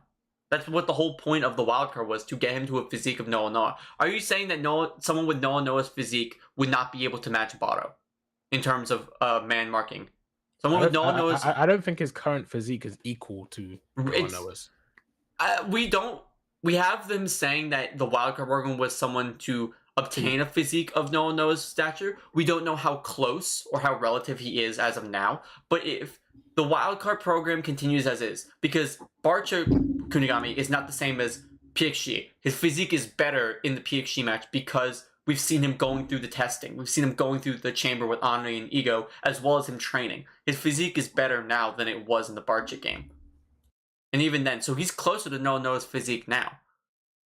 So are you saying someone relative, or soon to be relative to Noa Noa's physique, is incapable of stopping someone like Burū? If they are aware of the chop dribbling techniques I don't think that's a good comparison. I don't like the Noa Noa physique being brought up because we don't know how close he is. We literally don't know. Because clearly he's not that close because Shido is still matching him. We also don't know how much Shido's physique has improved as well. Like, granted, it's not going to be as strong as Burū, but we still don't know how incredibly strong it's gotten. Because if you want to make the argument that Kunigami's physique is up here, like I'm making, you would also have to make the argument that Shido's physique got in increasing amount stronger, considering pre-wildcard, Kunigami couldn't outbeat Shido in a physique battle. He couldn't. Or at least couldn't, like, compete on the same level that he is now. Does that make sense? Shido in this game is physically equal to Kaiser. How close is Kaiser to Kunigami? Where do you see that they were equal? Was that like their first interaction of like them kind of clashing? Yeah, no one comes out on top over the other. What chapter was that? I want to see the actual thing because I don't want to give a full answer without. Go to chapter. It's 249, right? 248. 248. Okay. 249. Yes, actually. Lol. Okay. Let's see.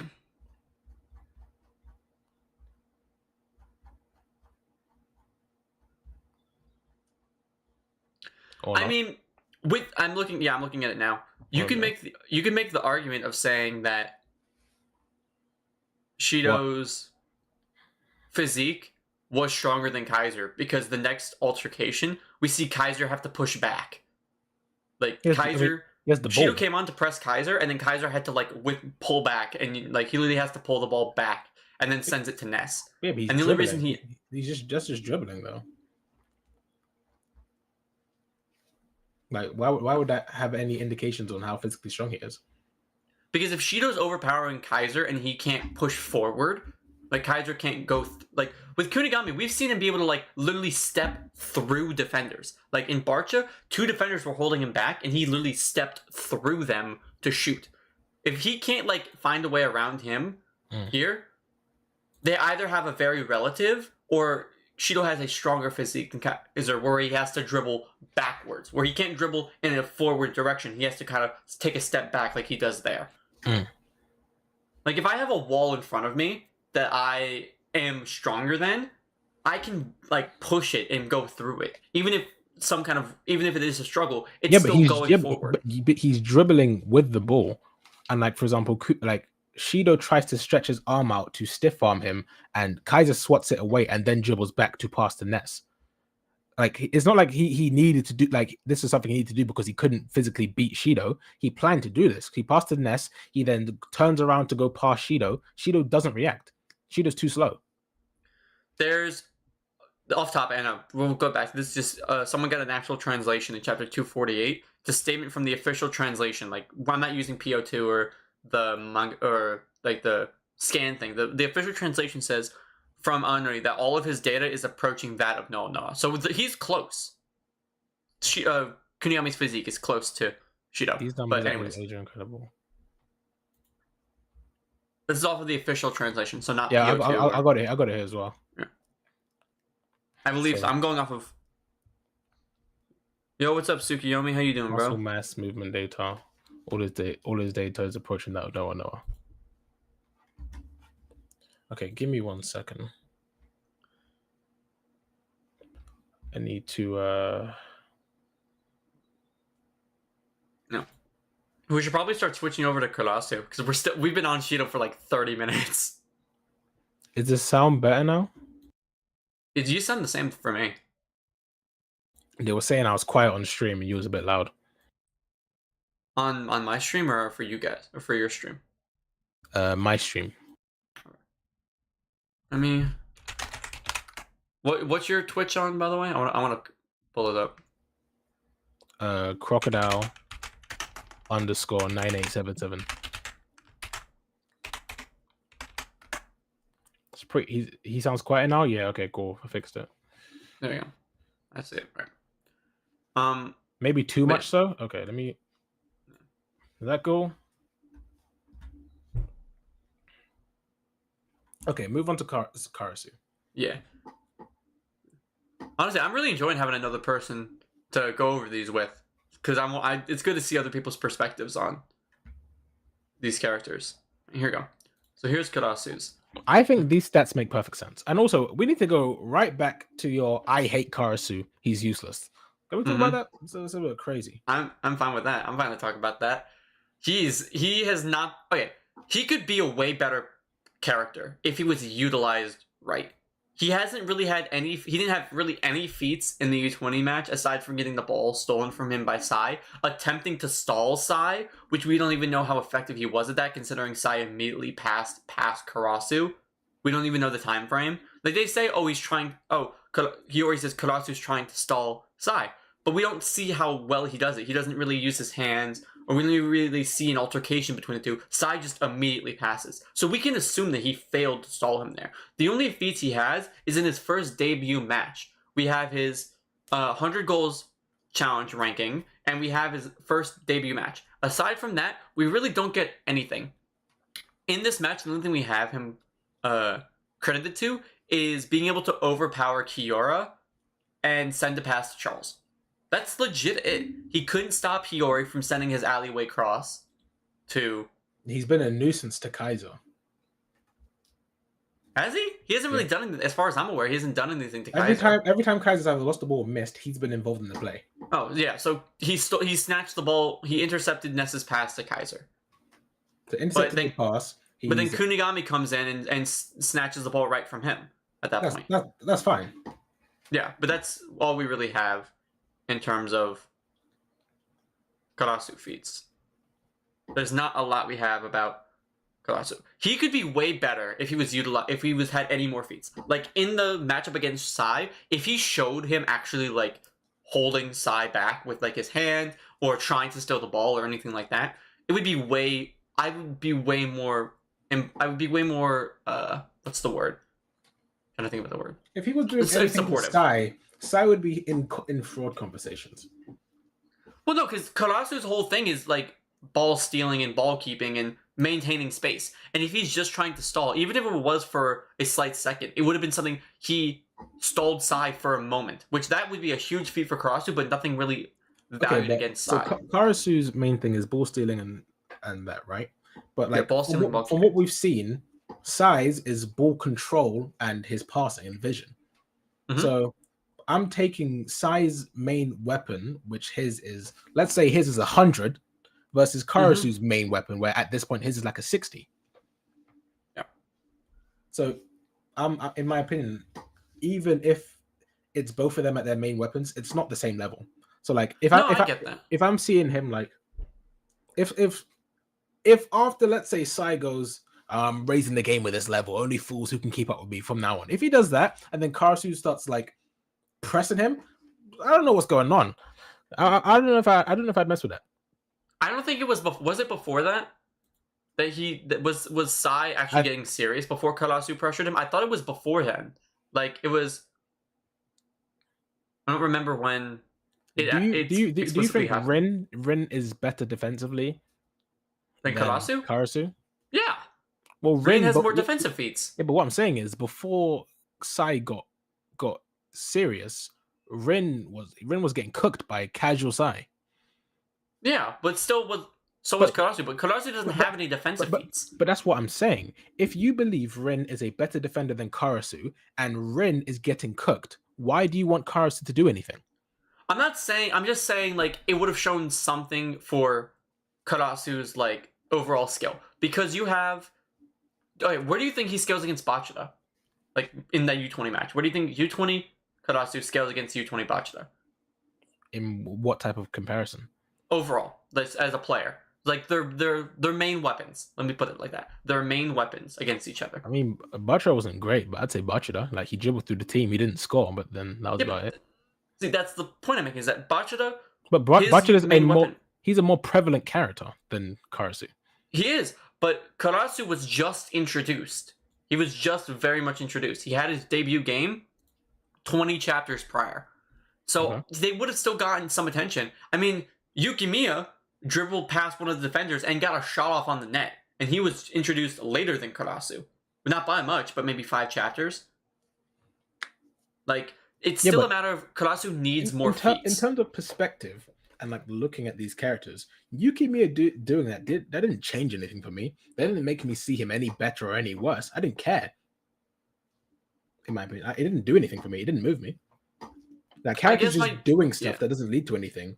It doesn't move me.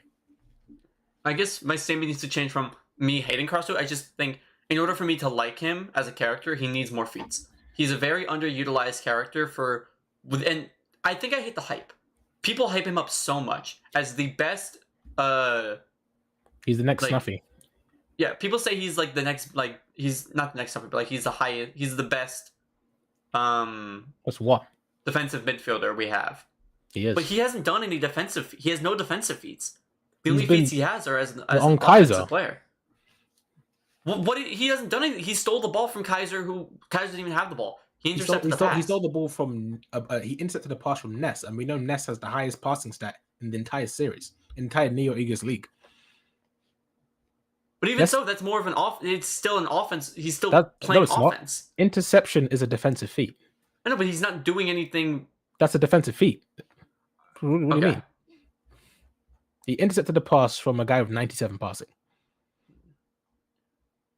But that still doesn't crown him, even with that, it doesn't crown him as the best defensive midfielder as people hype him up to be. I hate the hype surrounding this character, whose majority of his feats are offensive. And even then, he only has one match of consistent feats. It's the one match we've seen him in. Like, anything else before that doesn't matter because they're far different characters at that point. But that's why I'm saying I don't like the hype. I hate the hype around Karasu. Because it doesn't make sense. He has very little feats. Give me Raichi? No. Like, Raichi has better defensive feats than Karasu does. Raichi has better defensive feats than Karasu ever has.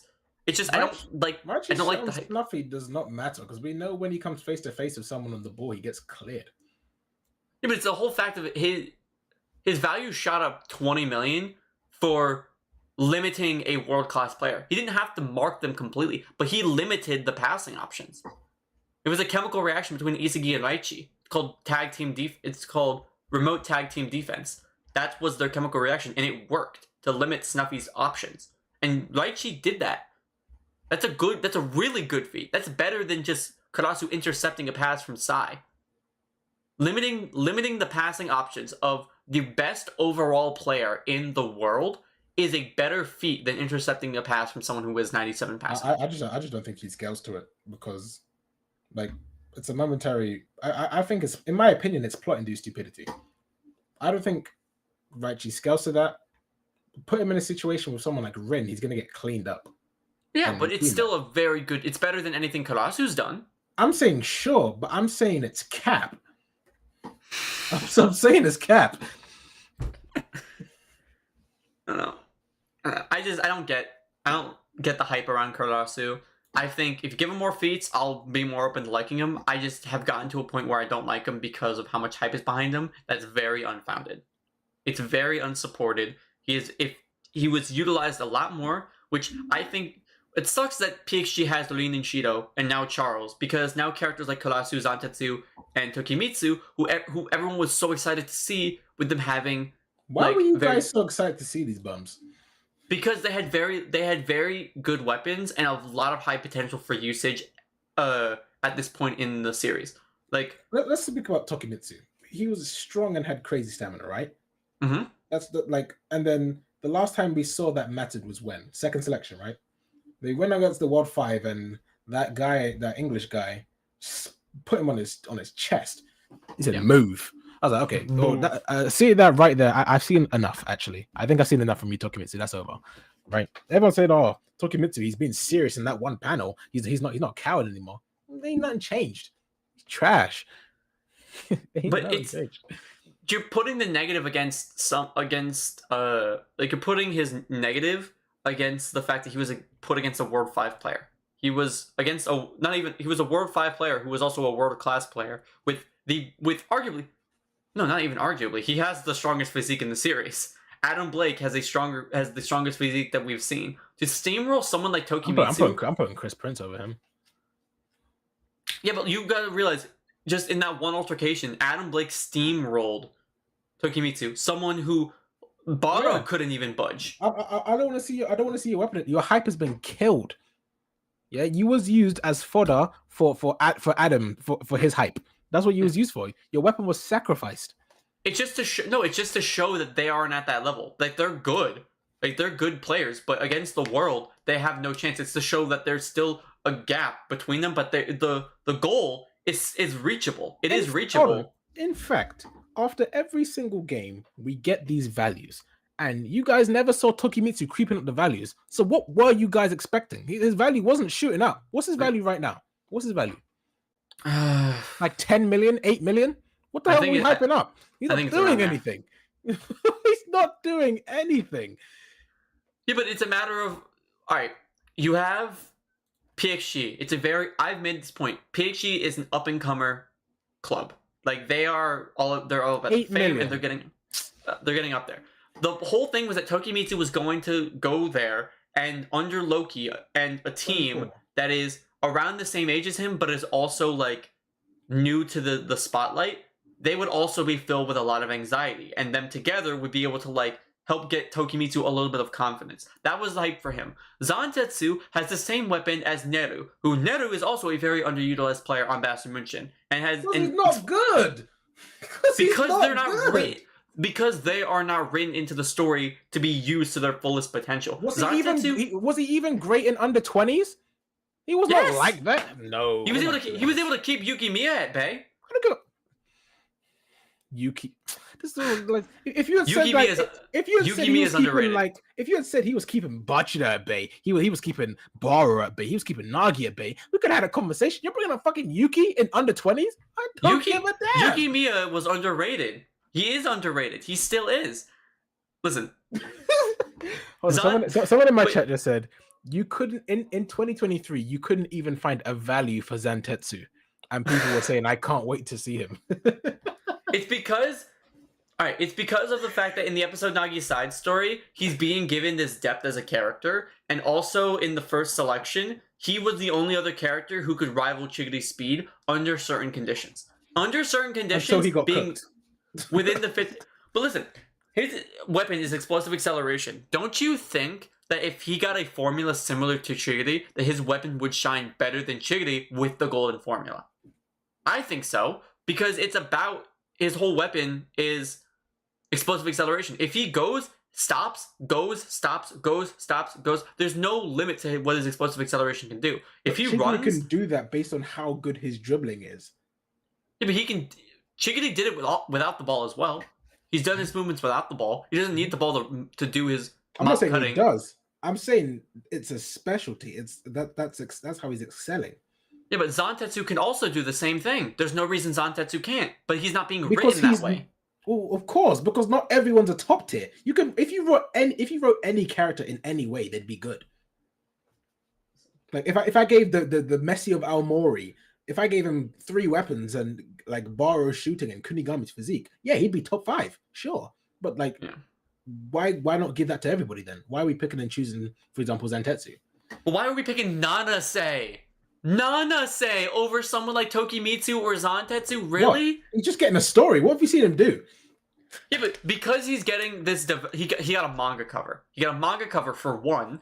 Secondly, he got the post player like trade. He's being labeled as a post player. He got the natural ambidexterity, right? Yeah, so we're giving him a weapon now. What? He can't have a weapon? He's most likely not going to get cut now. Now that he's Tokimitsu has a fucking... he has a weapon.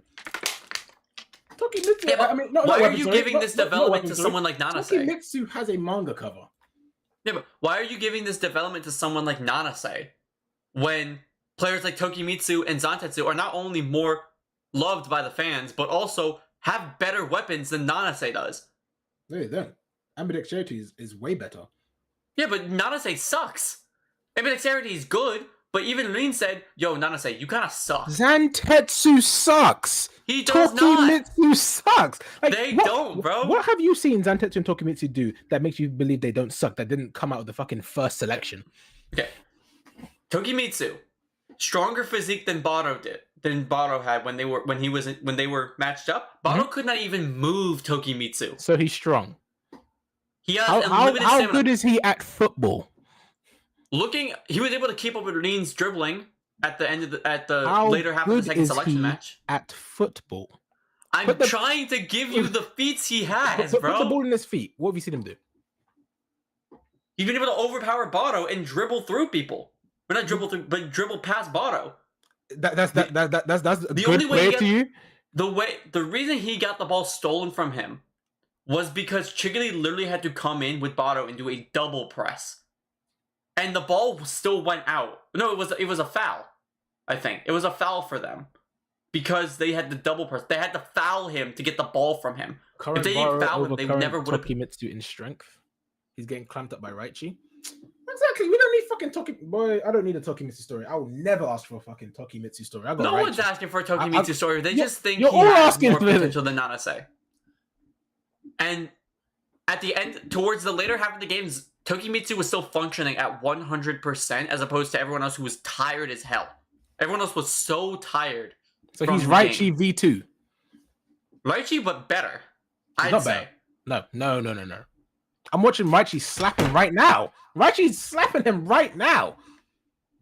There's no reason you say anything that Raichi can do that Tokimitsu can't. Raichi is beating him in front of our eyes in this manga. That's why I'm saying he's underutilized, because he's not being utilized in the way he should. He should have developed to have a stronger physique and with more confidence. These characters to be other characters. Like, you want Zantetsu to be Chigiri, just with a different design.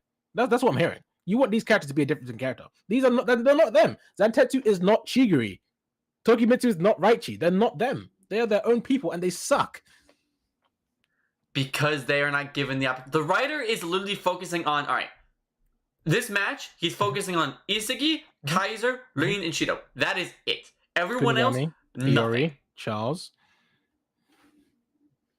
We got many players. Isagi, Kaiser, Rin, Shido, Kunigami, Hiyori, Charles. That's 7 people off the bat that are getting focused, and the game's still going. Do you think the game is gonna have any other character in the world? Like, Corona subbed it. Like, no other characters are going to be cared for. Like, realistically, on the same level, or at least a little more above the standard. I don't need all 22 players getting a story or getting focused. It doesn't matter to me. I will never ask for that. I will never need that.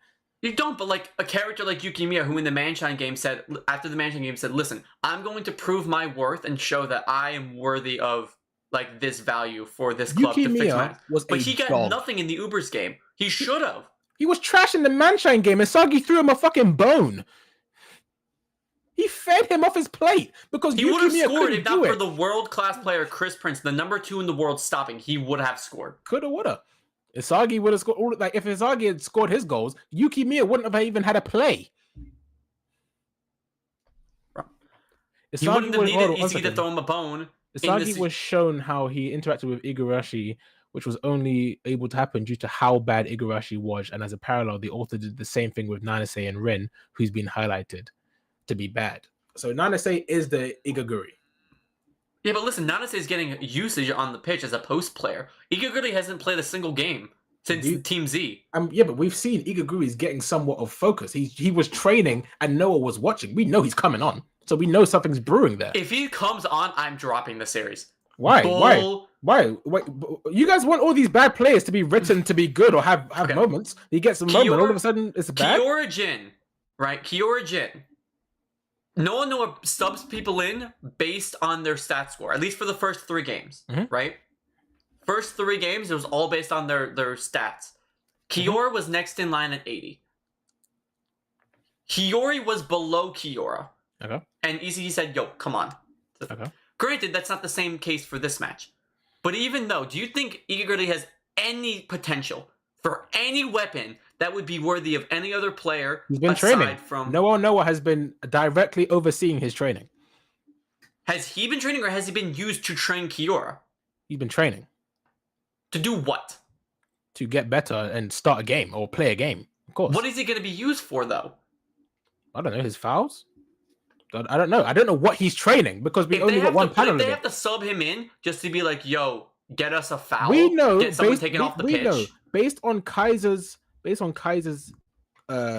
Noah's previous interactions with rationality and all of that, Kaiser's more than likely getting subbed off. No. He's not getting subbed off. Kaiser's not getting subbed off. What Kaiser just did is the most irrational play we've seen in this manga. He's not.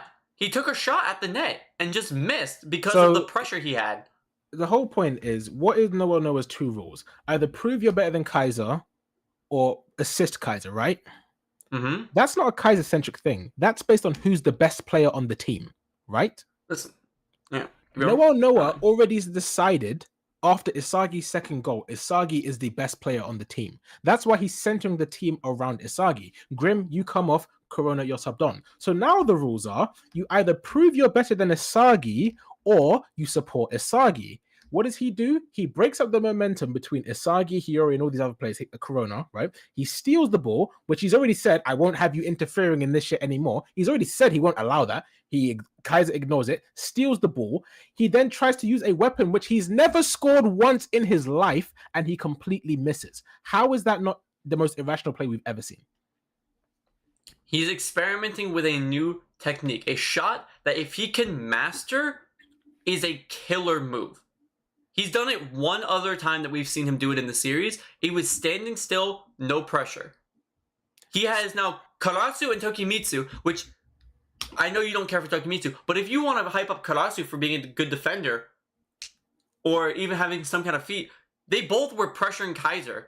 He legit said he was off balance, or even though he was getting pressured, it's still a situation of... He was being pressured, he knew he was off balance, and he's never scored in motion and still thought he would take the shot. And you think that's rational?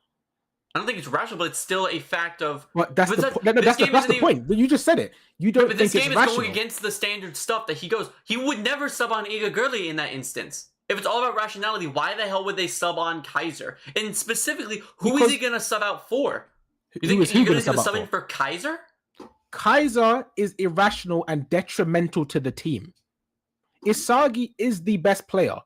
Noah knows that, which is why he's centering the team around Isagi. Kaiser is stealing the ball, testing out shit he's never hit before in his entire life.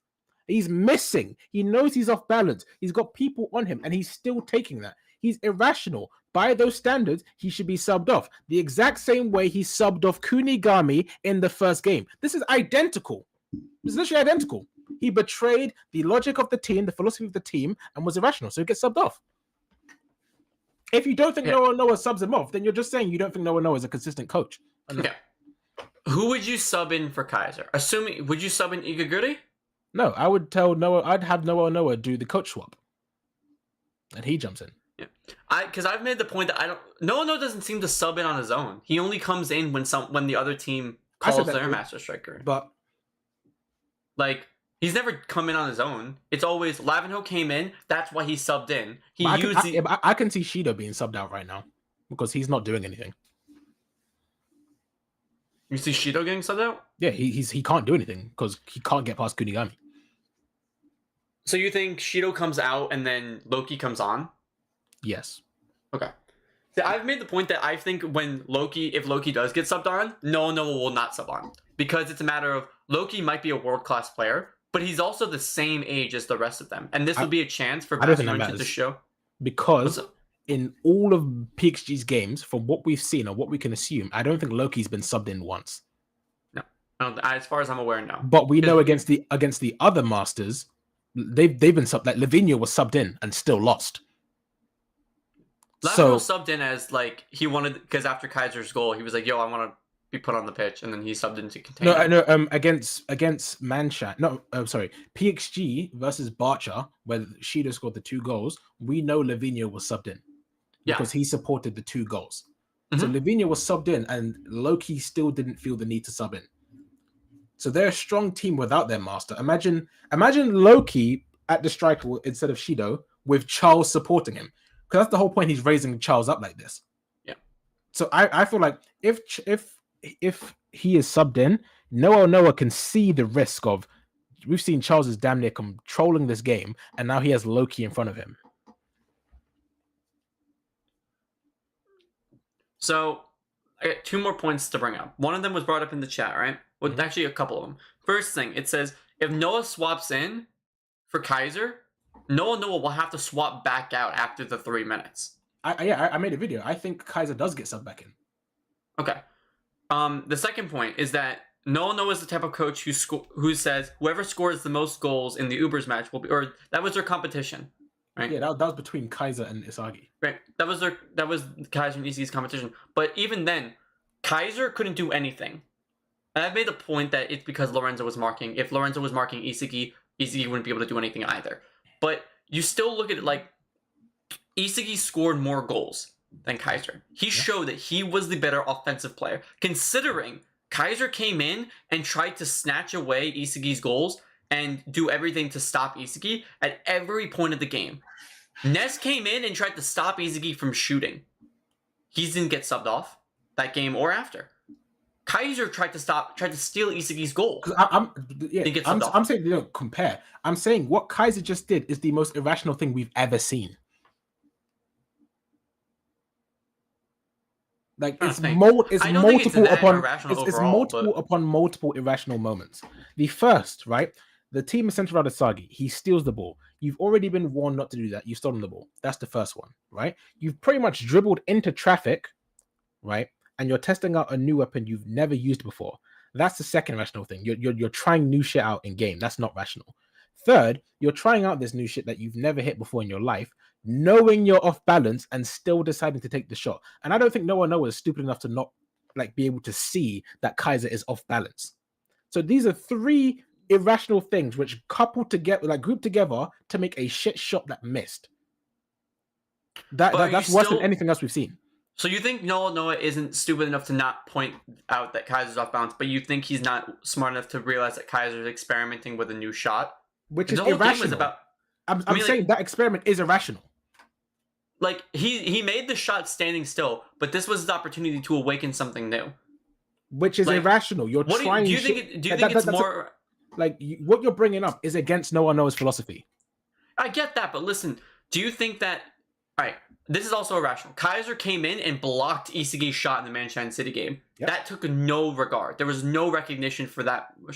But don't you think it's more irrational that Isagi still proceeded after the game? Don't you think it's still more irrational that Isagi decided to shoot through Kaiser's legs even after that instance? Well, you got removed again. What the hell keeps happening? Hold up.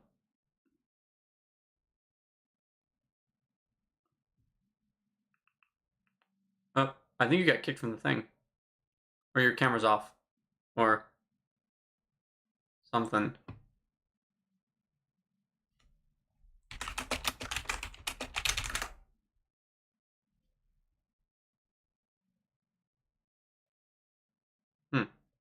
Damn. I was in the middle of a really good point there.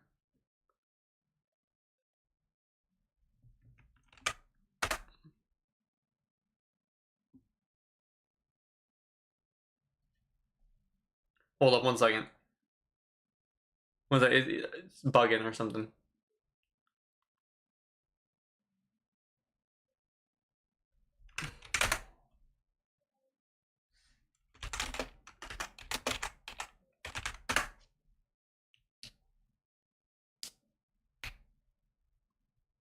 No, he's. I'm like talking to him right now. He didn't like necessarily leave. I think the thing bugged out or something. I'm like messaging him right now.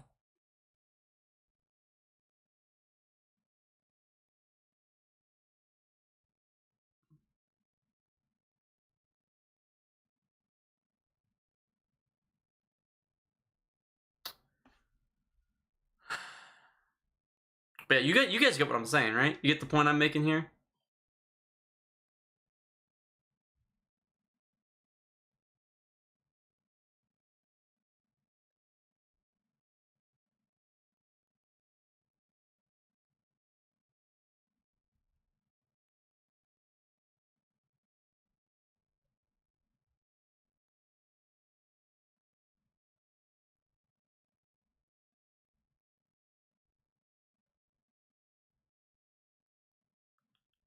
Do we have a Oh. stated amount of substitutions? There you go. Sorry, I just found a way to get you back on. I don't know what happened. I've been There you go. There you go. It's just like fixed it. Like you're here on the stream. I can hear you. They can hear you. Like I couldn't Cool. hear you before either. So I understand the point where you're saying there are other things where these moments there's been irrational moments. The Kaiser blocking Isagi, no one brings it up after the game. That's why he says, I'm not gonna let you do that shit again, right? I'm saying, even despite us having other irrational moments, Kaiser's is multiple irrational moments, which is disrupting team harmony, and like there's no purpose. Every moment you bring up, well, he's trying a new thing out, maybe there could be an awakening. That's irrational, right? He's off balance, taking the shot.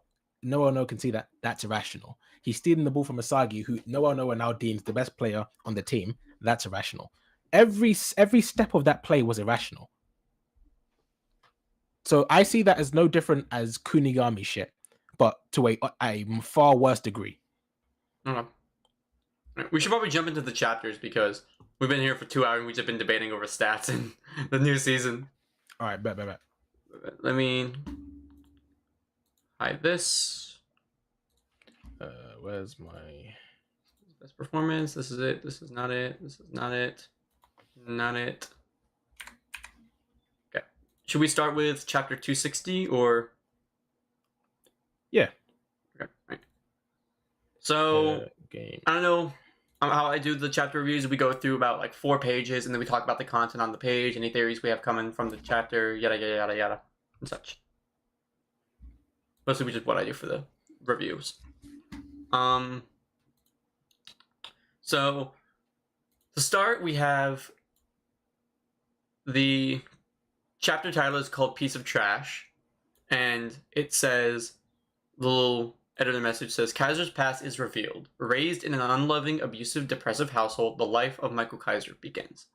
Chapter begins by saying the boy's name is Michael Kaiser, and we see Kaiser getting choked out by his father. It says, his childhood was something no child should want to or ever should endure. The father was a small-time theater director, and the mother was the father's lead actress. Whether the romance between them just fizzled out or the unintended consequence of one lustful, passionate night. Shortly after giving birth to the boy, the mother abandoned the boy and the father. Soon afterwards, the mother became a star actress. On the other hand, cast into the shadow of the mother's success, the broken-hearted father entered an endless spiraling of self-destruction. With an alcoholic, gambling addict father beating the crap out of him every chance he got, the young Michael Kaiser grew up. Unfortunately for the boy, there was no other place he could go. Father tells Kaiser, go to work. When the father told the boy to go to work, it was in order to go out and steal something. The boy went to the neighborhood store and stole everything from food to everyday appliances. If he failed to bring anything, the father would yell at him and beat him. The boy quickly became an expert thief. So what do you think about this section of the chapter? Kaiser got it he got it out of the mud, man. He got it out of the mud. Do you think he has the most? Do you think he has the hardest backstory, like the hardest that he went through the most? I think it's been a debate I've seen, from not my own opinion, but I've seen people argue between Kaiser and Lorenzo's. The thing with the Lorenzo's is that we know he was homeless, and we knew he had to eat garbage and such, but we don't know what happened before then, right? Because you have to compare. We know that Kaiser's childhood is going to improve from where he was from right here on, right? We don't know how far Lorenzo's childhood dates back. We saw him as like, because he's U20, he's under 20, so he's around Kaiser's age, I'd assume, right? Like, I honestly, looking at Lorenzo, he looks older than under 20, like Aiku does, but it's still a matter of... he looks like he's fucking 40. Yeah. Like, but we just don't know the range of, like, where Kaiser, where Lorenzo's backstory goes to. So, and we don't know, like, if Lorenzo lost all of his teeth, right? So that's something. We don't know if he was like battered on them streets. Yeah, we don't know if he was addicted or to drugs or what happened with his life prior to meeting Snuffy, prior to like where we saw him. But with Kaiser, we know that he was abused consistently, like abused, hit, yada yada yada, and it's just I don't know. I feel like with what we know, Kaiser probably has the more negative backstory. From we know that it lasted at least from birth from to now. Young. Yeah. Which is a more significant amount of time than we know Lorenzo's backstory was. So that's why I would say probably Kaiser. My argument. Okay. So we continue by saying, the father says, "Where's the fucking milk, you piece of shit? How could you forget the milk? How the hell am I going to take a dump without milk? Forget the milk again and I'm going to kill you." And it says, even if the boy did his job, the daily beatings and abuse didn't stop. Michael, the name that the mother gave the boy shortly before she left, was never uttered by the father, not even once. It was evident that the father deeply resented and hated the mother. Yet the father treasured the rose the mother once had given him. The boy didn't understand why the father had kept it. Something from someone who ruined the father's life. The father continued by saying, "Yeah, I'm a piece of garbage. The woman I loved discarded me. I'm a worthless nobody whose talent has withered, a wretch with nothing going his way." This is a crazy picture, man. This is a crazy picture. Yeah. But you're below that. You're the fucking scum that me and that bitch spawned, and you're subhuman. Incompetent. Worthless. I don't know how to say this in this word. Untermensch. Untermensch.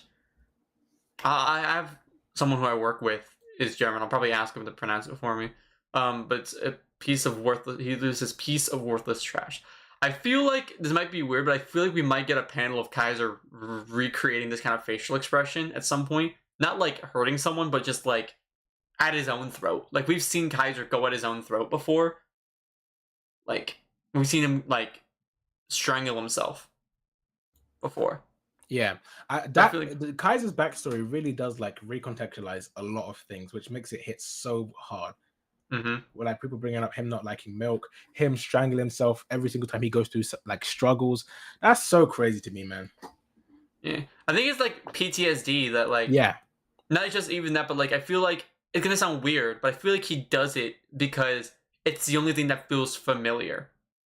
Like he doesn't know the feeling of like at this point in his career, he doesn't really get beat. Like he's the new Gen 11 striker. He hasn't really been surpassed at this point. And I feel like going back to this, it gives him like some sort of like kind of clarity of like, okay, this is like I've experienced this, I've endured this, I can get past it.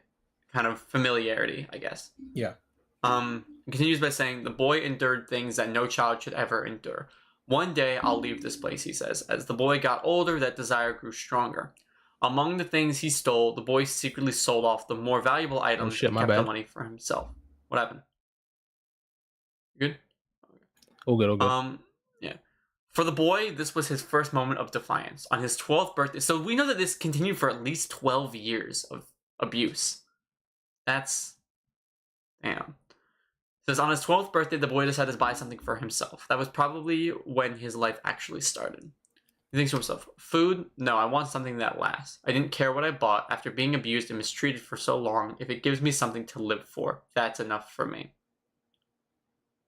And what I like about this is that it really like brings a kind of parallel to Ness, where while Kaiser's backstory was definitely worse, Ness was never accepted until he found something to really give his life true meaning. Like he was going to give up on magic. the one thing that he really loved, until he found soccer, and that kind of continued, gave him a reason to keep going, kind of keep believing in magic. And this is a kind of a reason for Kaiser to keep going.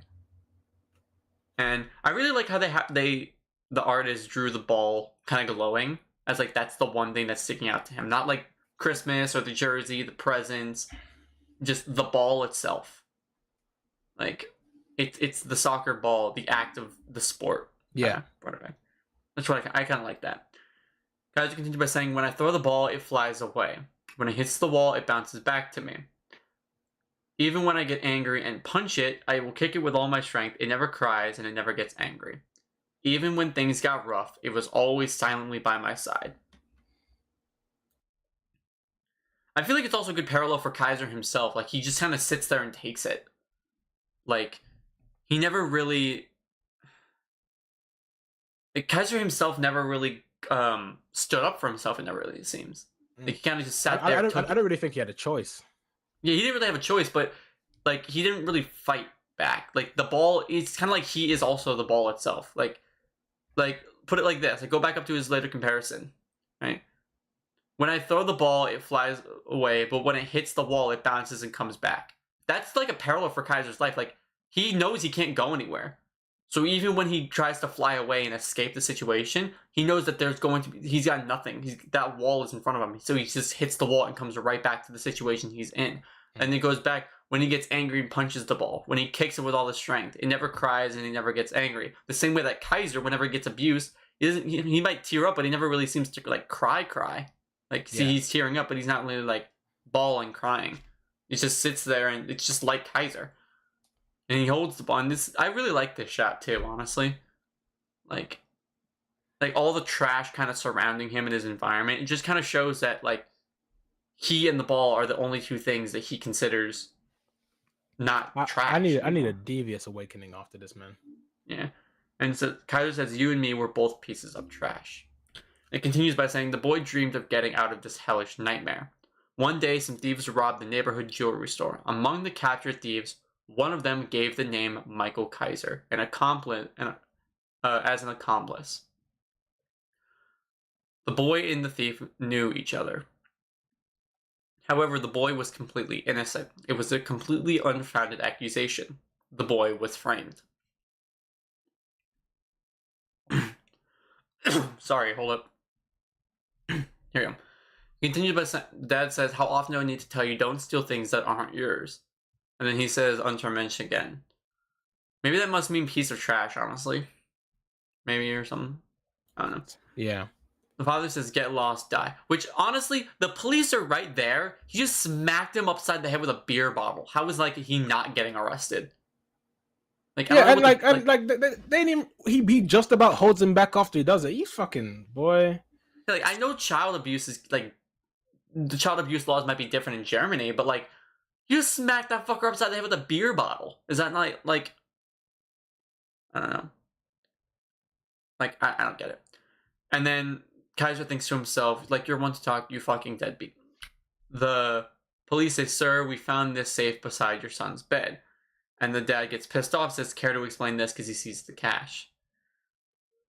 The dad says, you dirty bastard, you've been holding on me. Where the fuck did you get this money? What the hell were you going to spend this money on? This cash is mine now, you hear me?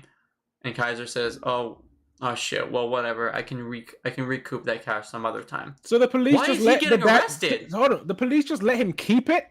They arrest him for stealing and then let the dad keep the possessions? How the fuck does that make sense? Yeah, but not even just that. Kaiser's getting arrested. He got hit upside the head with a beer bottle, and Kaiser's getting arrested? Like, I get it that he might be, like, the one of the thieves is, like, an accomplice, right? But, like they think Kaiser is an accomplice to it, but you would what? He's a 12-year-old. Maybe even, like, a little older, maybe 13, 14. We don't know how long the time frame was between him getting the soccer ball and this, but, like, you're arresting the guy who just got whacked upside the head with a beer bottle by his drunk father. And Kaiser says, I'll just start over. And the guy says, this football was also lying near his bed. Other than that, there seems to be no evidence that the boy... And the dad says, why, you better not. And then we see the father saying... And it cuts off. You can't really read it on the screen, but it says, "Have you stashed money inside this, you little shit?" And he says, "You fucking undermensch." And he goes to stab the ball with the broken beer bottle.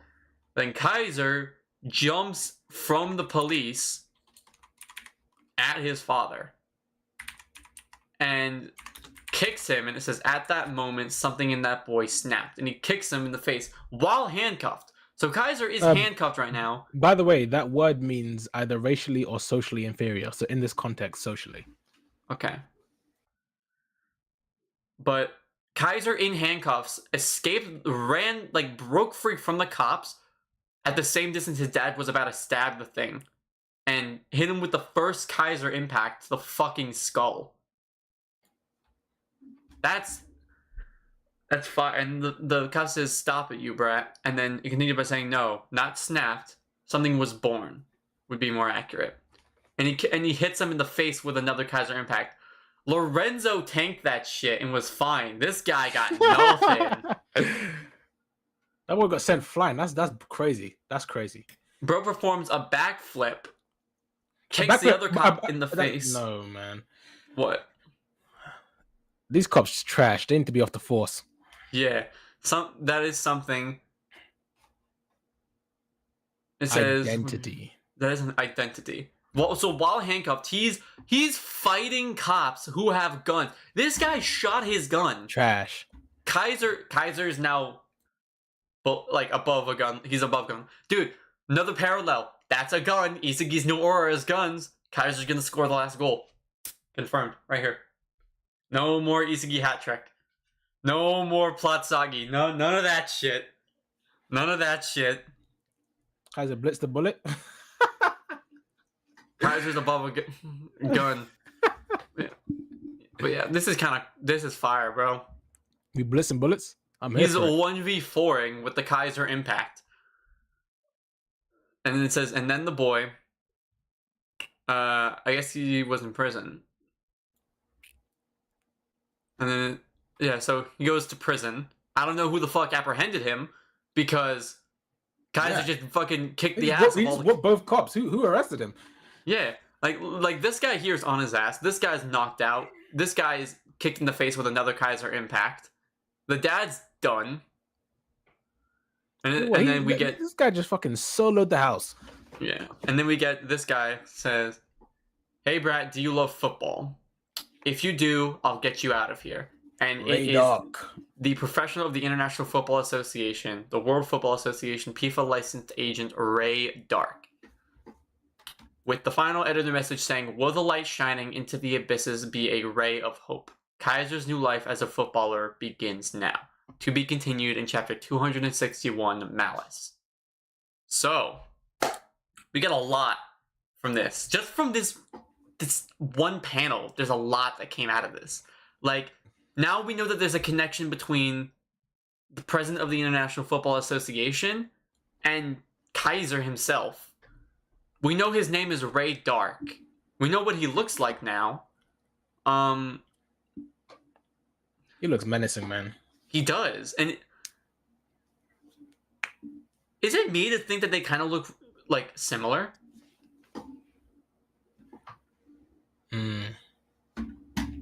Like, is it weird to say that they look kind of similar? Like, I wouldn't be surprised if it turns out that he's like the father of his mother, like that. Do you think this is the end of the backstory, or do you think we get more next chapter?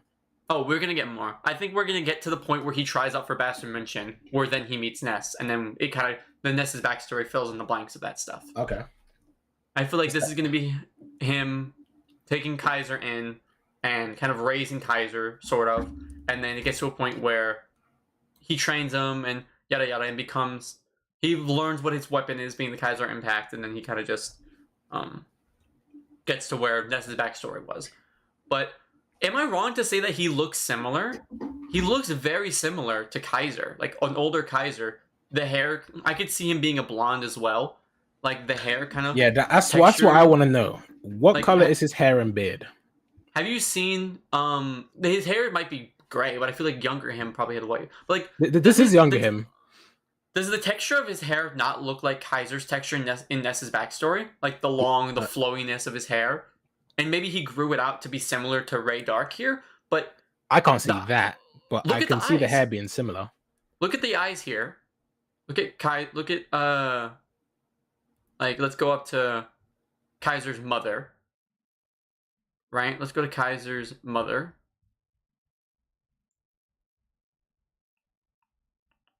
Yeah, look at Kaiser's mother. Same kind of eye shape.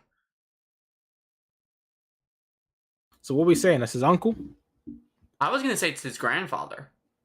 Like, it's not uncommon that children of celebrities become celebrities themselves through. Oh, like, how old do you think this guy is? Here, here. Early 60s, maybe. 60s. Damn.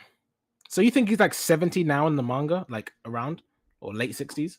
No, maybe 50 here. Maybe he's like starting to go gray and then 60 because he looks significantly older in the main series. But it wouldn't surprise me. Yeah, calm 50. Kaiser's uncle. So I wouldn't be surprised if this is Kaiser's grandfather. Like, because it couldn't be his uncle because he looks way old. He does not look relative to to his father, and he looks way older than his mother. How old do you think his dad was? I'd say they had him when he was maybe 26. So if Kaiser was 12, maybe like early 40s. Okay. Early to mid 40s, I'd say. So if he's 60, right? If he's 60, the mom he gave birth to Kaiser's mother when he was 20. Not that far fetched.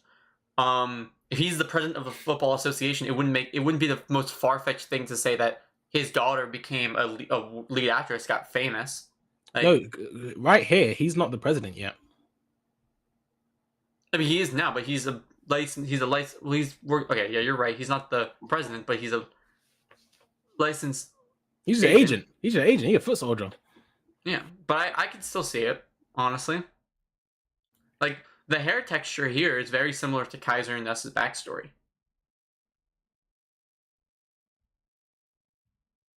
Like, you know what I mean? Like, here, hold up. Let me see if I can pull it up. Turn off the stream real quick. 2 scans. BLUELOCK. Go to chapter 243.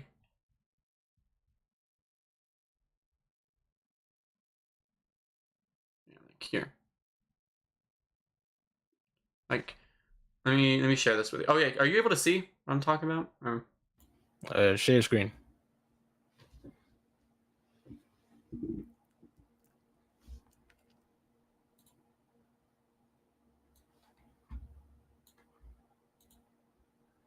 Like, his hair isn't. Oops.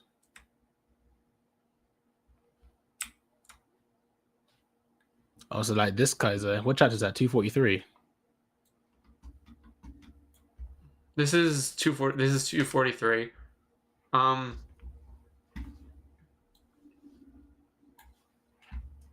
But I honestly think so. Let me pull it up as a full panel. Yeah, I just think they could be related. That's just me. What are we saying, guys? Yeah, I don't know. Duplicate. Well, I'm gonna be right back real quick. So I'll leave you to entertain the stream. I'll be back. Like, we saying they looking similar? Let's pull it up. What are we saying, guys? We saying this? Do you saying this big daddy? This big unk?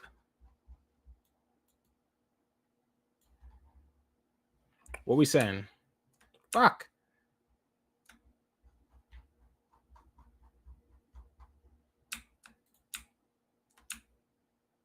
Hell no. Don't watch this. Don't watch this. I'm not a computer whiz. Just a humble old man. Zoom in. Why does it fucking zoom both of them in? That's just annoying. Okay, what are we saying? We saying no? I don't know, man. I don't know. Oh shit, the chat's in the way. Chat.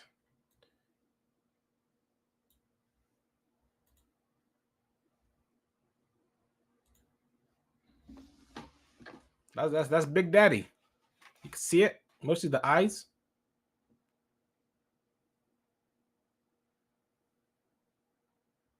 You saying this granddaddy? Granddad fucking Kaiser. What happened, Yo. dude? Def, you said he'll be back in a minute. Yeah. Right. Maybe a little bit. Come on, Lighter, you know. Come on. Yeah. You hear me? Yeah. Nope.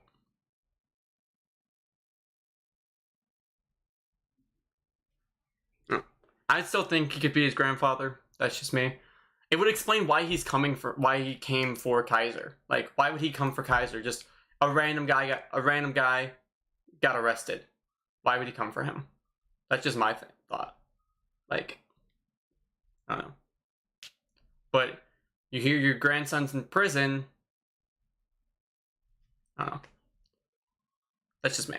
I don't think there's any way it's not. But all right, what would you rate the chapter? I think this is a great chapter. I'd in terms of rating, I'd give it like a solid 8.5. I'd say about an 8. He saw the CCTV footage of what the cops. How do you get that? Or they're telling stories at the station. This kid soloed us with a football. I couldn't let that spread. That kid wouldn't have made it to prison. Yeah, I don't know, man.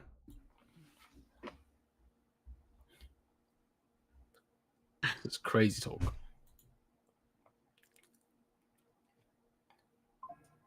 Hey, if that's his granddad, I'm here with it. I'm perfectly fine with it. I just think it makes sense. I just think it makes the most sense. Like, I don't know. That's just me. All right. But, so I would probably say an 8 myself, personally. Just about an 8 would be good. I give it 8.5 simply because I think the art was top tier in this chapter for a non-football chapter. It gives us a deep dive into Kaiser's character, and it makes us look back at certain moments in the series, and it recontextualizes them to be a lot better than they were. Yeah. I agree. All right. Let's get into episode Nagi.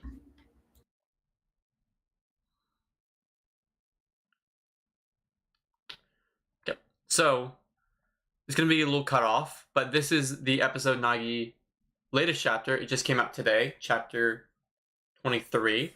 My dumb ass didn't think, like last time, I think it was Shadow posted the leaks of this chapter. He didn't post the English ones, so like I didn't get to fully read it until like just before I read this one or set up this one. So I bought these chapters to read, and I have enough to buy the next ones when they come out. So I'll do another one of these streams when the chapter comes out. But anyways, so we're gonna start. We have Kunigami and Reo here. It's starting with their loss, so it's their perspective again, like we have in the normal main series. Kunigami says, "Are you good, Reo?" And Reo says, "Yeah." Reo thinks Kunigami is a fiery and kind person. He might be upset about his own defeat, but he's cheered me up and helped me face the next fight. Time to change it up. Reo thinks about Nagi, saying, "You're a pain, Reo. I don't care anymore." And Reo says, "I need to change." Reo notices everyone standing at the second selection gate, and Kunigami says, "Hey, what gives? What are you doing?" And some random guy says, "Damn, ow, it hurts." Some random players say, "Past here is the 2 vs 2 matching room, but there's some freak going nuts in there. If he doesn't want to play, he'll sock you. If he doesn't want to play you, he'll sock you in the face." Kunigami looks and says, "What the heck? Are you guys okay?" People say somebody's still in there. I think he was the high scorer in my wing during the first selection. So that at least gives us some information of. Okay, let me share it with you. That at least gives us some information of. I've got it on the screen. You got it? All right. Of Shido being the top scorer for his wing. Which is interesting to know. This way? There we go. This is Ryusei Shido. Shido says, "Hey, everyone's gone now. What should I do, Igurity?" And Igurity says, "Just let me go for starters. My head's gonna split." And Ryo thinks, "What's with him?" Shido says, "Couldn't crack the chestnut." And then Igor responds by saying, like I said, nobody's going to want to play us if you're so violent. You beat up the other team in the last match too. We lost because we were outnumbered after you got a red card. And Shido said, well, my heart wasn't exploding. I thought I'd try to ignite it. Igor says, I fucked up. I never should have teamed up with this guy. Shido comes in and says, fine then, back to chestnut splitting. Igor says, hey, I'm going to die. Kunigami comes in and blocks it. Kunigami says, get lost, you messed up bastard. Shido says, nice one, hero. Do you want to play soccer with me? And Ryo says, yeah, I'm down. We're at rock bottom. If we lose here, it's all over. And Ryo says, we won't get any stronger by running away. And he says, I haven't gotten my heart sorted out yet. The second selection rivalry battle, 2v2 match to 5 points. And Ryo thinks, but I'll win back my confidence and my dream. So what do you think about the art from this? We've already seen these events in the story. What do you think? It's a definite upgrade. The art style was okay, but I wasn't a big fan of it during this point in the story. Yeah. Same. So I mean, it's a completely different artist, actually. Is the it? artist for the episode Nagi Side Story has a different artist in the main series. Ah, who is it? One of the assistants, or is it someone completely different? I think it's someone completely different. Let me look it up. Episode Nagi Side Story manga artist. Here we go. So it's written by the BLUELOCK is written by Muneyuki Kaneshiro and illustrated by Yusuke Nomura. And let me hide this real quick.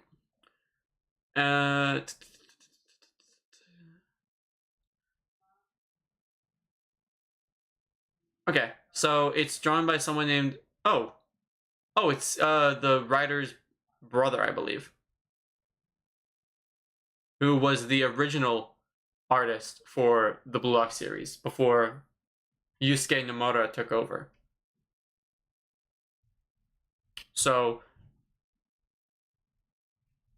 I didn't know he had a brother anyway. His I brother didn't know out here either. drawing top tier. Look at the pair.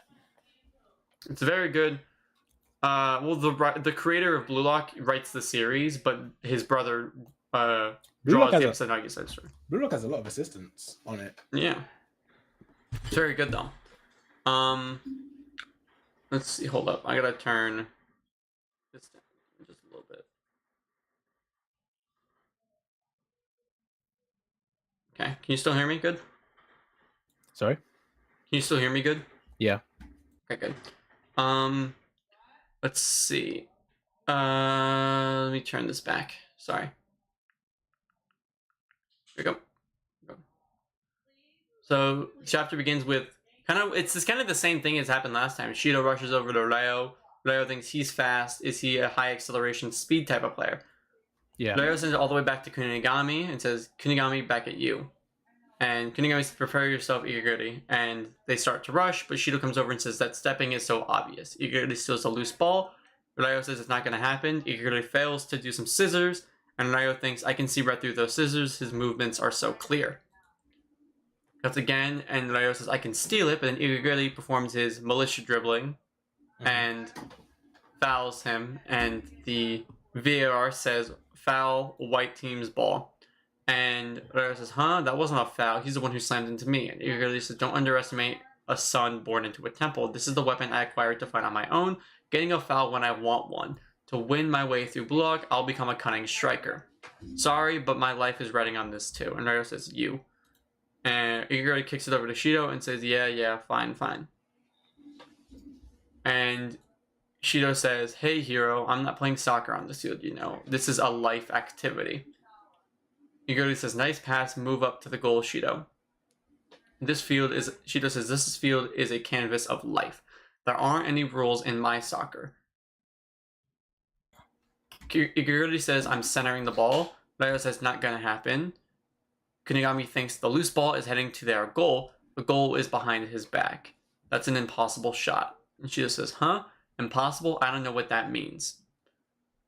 Who decided what's impossible? As he performs a bicycle kick from a different angle where we just get full nut shot of Shido. And Kunigami thinks a line drive Look from at these there. panels, man. And Ryo says, what? For real? This guy? And He gets a There you go. flashback to Nagi. Yeah. He says, has Nagi level individual skills. Egotist says, alright, that was a superhuman move. Kunigami gets frustrated and Ryo thinks, damn, what the hell is going on in Blue Lock? Are there really people like him? This place has demon prodigies different than Nagi. And Shido says, now make me explode even more. So what do you think about that? I like the listen, I think this panel for it is better than it was in the series. This dragon dive, this boy Shido. Man, I'm not gonna lie, I'm gonna need to see this in the Neo Egoist League. This is still some of my favorite types of shots. Same. Like, I love him doing his line drives. I also like the crazy different perspective. Yeah, 100%. 100%. Here. Like, it kind of really shows you the immense flexibility. Like, from the different angle, you couldn't really see. But Shido's kick is, like, all the way behind his head here. And he's, like, fully off. Like, before we thought he was, I knew he was off the ground. But this puts this perspective. He's above Kunigami, pretty much. Yeah, his shoulders, he's above Kunigami's shoulder. And... like his whole, like his arms are over here and his legs are over here. His whole body's like twisted. And also, like, it doesn't even show it as like a direct shot. It's a curve. Like he kicks it and it curves. Yeah, kind of cool. I like that. And I like that it reminds him of Nagi's line drive shot that he performed when they were on the team together outside of Blue Lock. That shit's bad, bro. That was pretty cool. I like that a lot, honestly. Yeah, he talking. Look at the like demonic wings though. That shit is so clean. It is cool. Oh my! I also like that, again, different angle, so it shows like. Also, look at the Shido shot bounced. It didn't go just directly in; it bounced into the net. Like Kaiser's. Yeah, I don't remember it ever bouncing. Do you remember it bouncing? I don't remember it bouncing. I just thought it went straight in the back of the net. I did too. That's kind of cool though. They're adding some more depth to their shooting, like to the shooting styles. It's cool.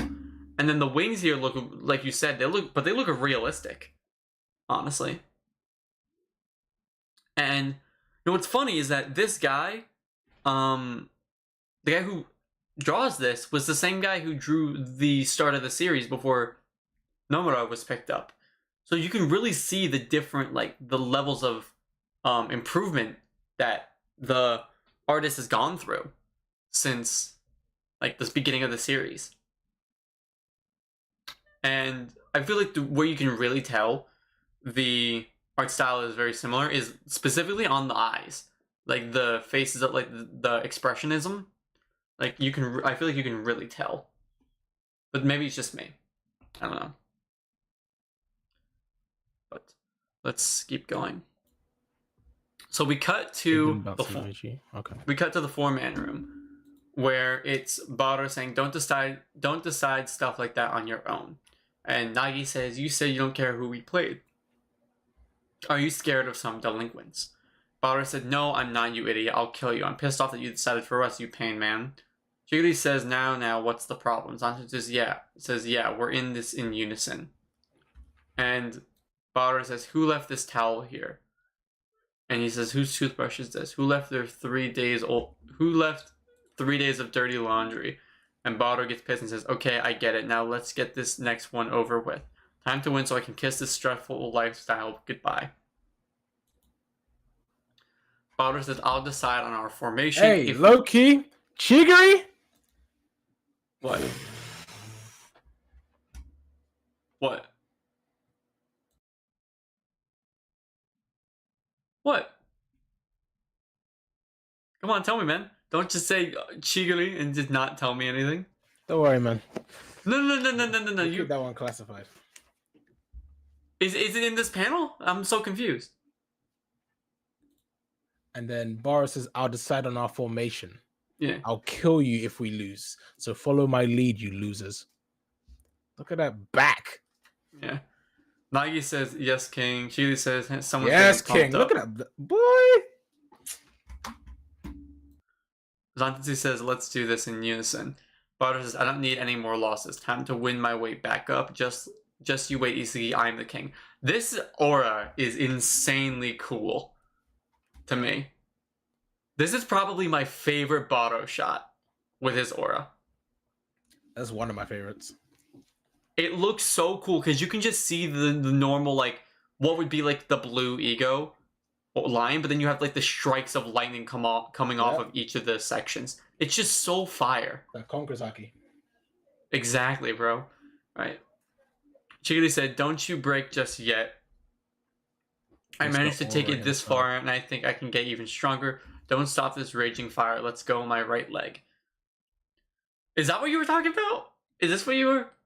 No. I was talking about a different panel. Okay. Like, I wonder, I made this theory a while ago. I want to know your thoughts. I predict that Chigiri is going to injure his right leg. Oh yeah, I think it's inevitable. I think his career is done.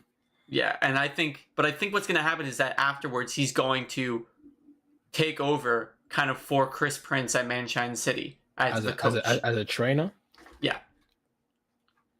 Considering he's done a lot of physical therapy himself for his leg, I feel like it'd be really up the alley of like, he was a soccer player who got injured. He couldn't play anymore, but he's willing to help train and help those who need the physical therapy as well. So other people who have the same kind of injuries that he does, he's going to be there as like a kind of, I've been there. You can push past it, and I'll help you train to minimize the opportunity that this can come up again. You know what I mean? Zantetsu says, "I just give it my all. If I do that, I'm sure someone amazing in the top place will acknowledge me. I like Blue Lock. Time for the grand finale showdown." Nagi says, "The final match. Let's do this." He thinks about Ryo and says, "I won't waver anymore." And then thinks about Isagi and Ringen and says, "I'll be entranced by this light called soccer and change." He says, "I have a hunch I've never felt before. In this match," and then it cuts again to the 4v4. The 4v4.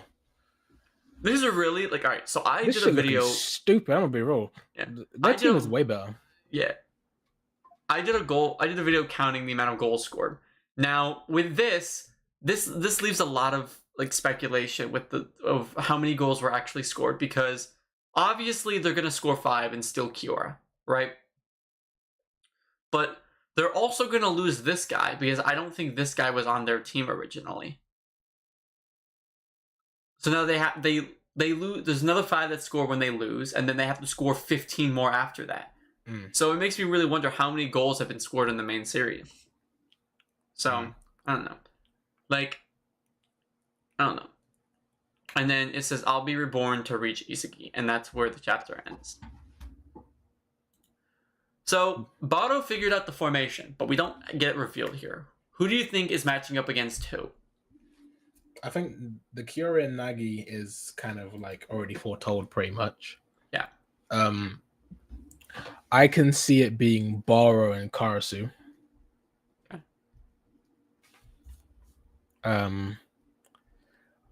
I don't know that person with the double tongue. I don't know anything about them. So I think he had like a precise passing thing. Like, I think he passed the ball like around Nagi and onto Otoya's ass. Not even kidding. I think he might get matched up with Zantetsu, and then we'll get like a Shigiri and Otoya. See, I agree with the Karasu and Nagi thing, but I feel like switch Zantetsu and Chigiri. I feel like Chigiri is going to be used to pressure the other guy, who will most likely be the anchor with a passing weapon. And I feel like as long as Chigiri can kind of keep pace, it'll kind of like it'll keep him limited. But I feel like Zantetsu, the whole thing is that Otoya is sneaky, but Zantetsu like fakes having, like, he thinks the glasses look cool, but glasses are associated with having bad eyesight, therefore bad detection. So I feel like put Zantetsu against Otoya. That's just what I could see. That's just my prediction. What about Karasu? Do you think he's on Burū? Do you think he's on someone else? Yeah, I agree with that. I agree with the Karasu and Burū situation. I feel like Burū is all about his physique, and Karasu's like mainly holding people back with his arms, keeping distance. And I feel like it comes, can Karasu keep that distance with his hands and with his limbs that Burū can't close in? Because Burū is a very close quarters character. Yeah. He's a very infighting character. So that's what I think. That's a pretty good matchup. Although, although they could be matched up how they're set up here. So Chigiri and Karasu, Nagi and Kiora, Baro and Otoya, and Zantetsu and the other guy. Because it wouldn't be the most surprising thing in the world to have Chigiri and Zantetsu both on the wings. Chigiri and Zantetsu on either wing is crazy, though. Yeah. You have two speedsters. It's a pretty good combination, in my opinion. It's pretty good. What'd you give the chapter out of 10? Out of 10? I give it like a 7. Yeah, I would put it at 7.5. It has like great panels. I really like seeing Shido. Really like seeing the art. Mm-hmm. I feel like it might sound biased. I feel like Shido's introduction match was kind of boring, honestly. I feel like I wasn't expecting much because it's the same thing they're covering, but it was quite quick. Yeah, it was very quick, and I wish we got a little more. I like the art, but I really like seeing Baro take charge as the leader of the new team. Like Isagi was kind of the leader for everyone else, but now Baro's kind of taking charge. He's deciding the formation. He's like trying to catch up to Isagi. He's kind of being the king, but he's not acting as like a dictator. He's acting like more like a general. Like he's deciding their formation. He's deciding their attacking patterns. He's keeping everyone in line, and I really like that kind of change to Baro as opposed to like the tyrannical king. Yeah, 100%. It's kind of cool. Let's see something.